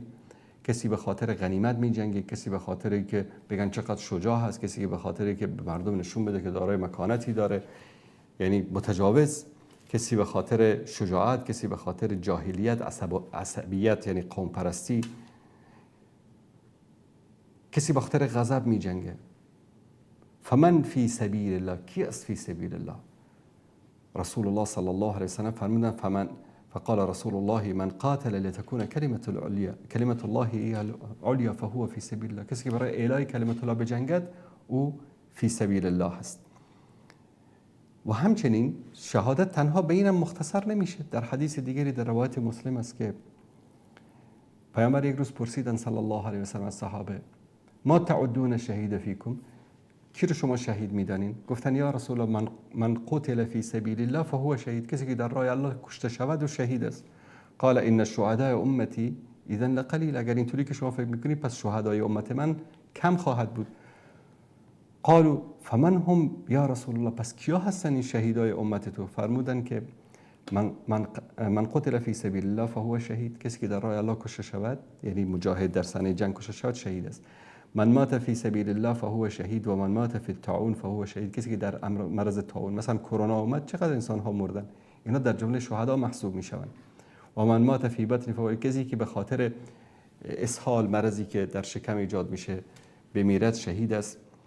و در روایتی که امام احمد میگه من قتل دون ماله فهو شهید، کسی که به خاطر مالش کشته شده شهید است. کسی که و من قتل دون اهلی فهو شهید، کسی که به خاطر اهلش کشته بشه شهید است. کسی که به خاطر دینش کشته بشه شهید است. کسی که به خاطر خونش کشته بشه شهید است. و کسی که در روایت طبرانی میگه کسی که اثر سواری که داره بیفته و بمیره او شهید است. البته همه اینا بعداً مراتب است، نه اینکه مثل شهادت فی سبیل الله باشه. پس کسی که بر خانه‌ای، بر امتی، بر شهری، بر کشوری تجاوز میکنه، تو صبح مثلا نصف شب هواپیما بفرست در کابل مثلا یک جای رو بمباران بکن، این تجاوز نیست چی است؟ و در مقابل متجاوز باید ایستاد و این وظیفه شرعی مسلمان هست و مسلمانان دیگر هم موظف هستند که از کسی که مورد تجاوز قرار گرفته از اون دفاع بکنن و در کنارش بایستن، نه اینکه در کنار ظالم قرار بگیرن. بیننده نوشتن که کسی هست که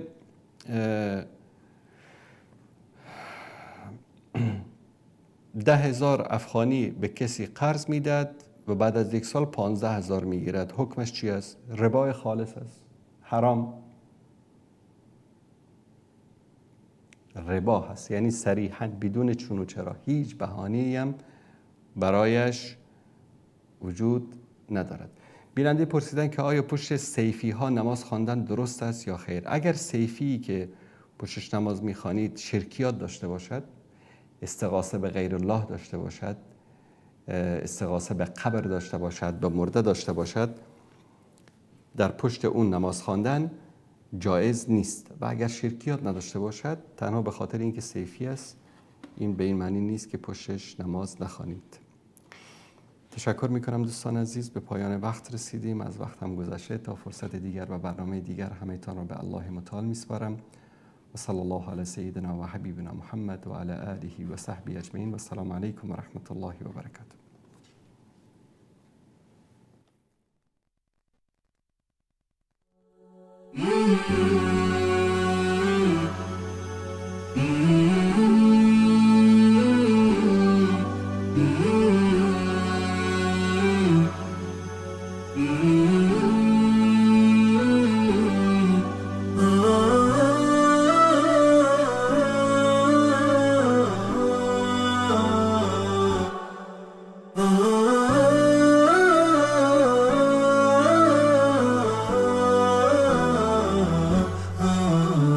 نداء الحق صوت قد شجاني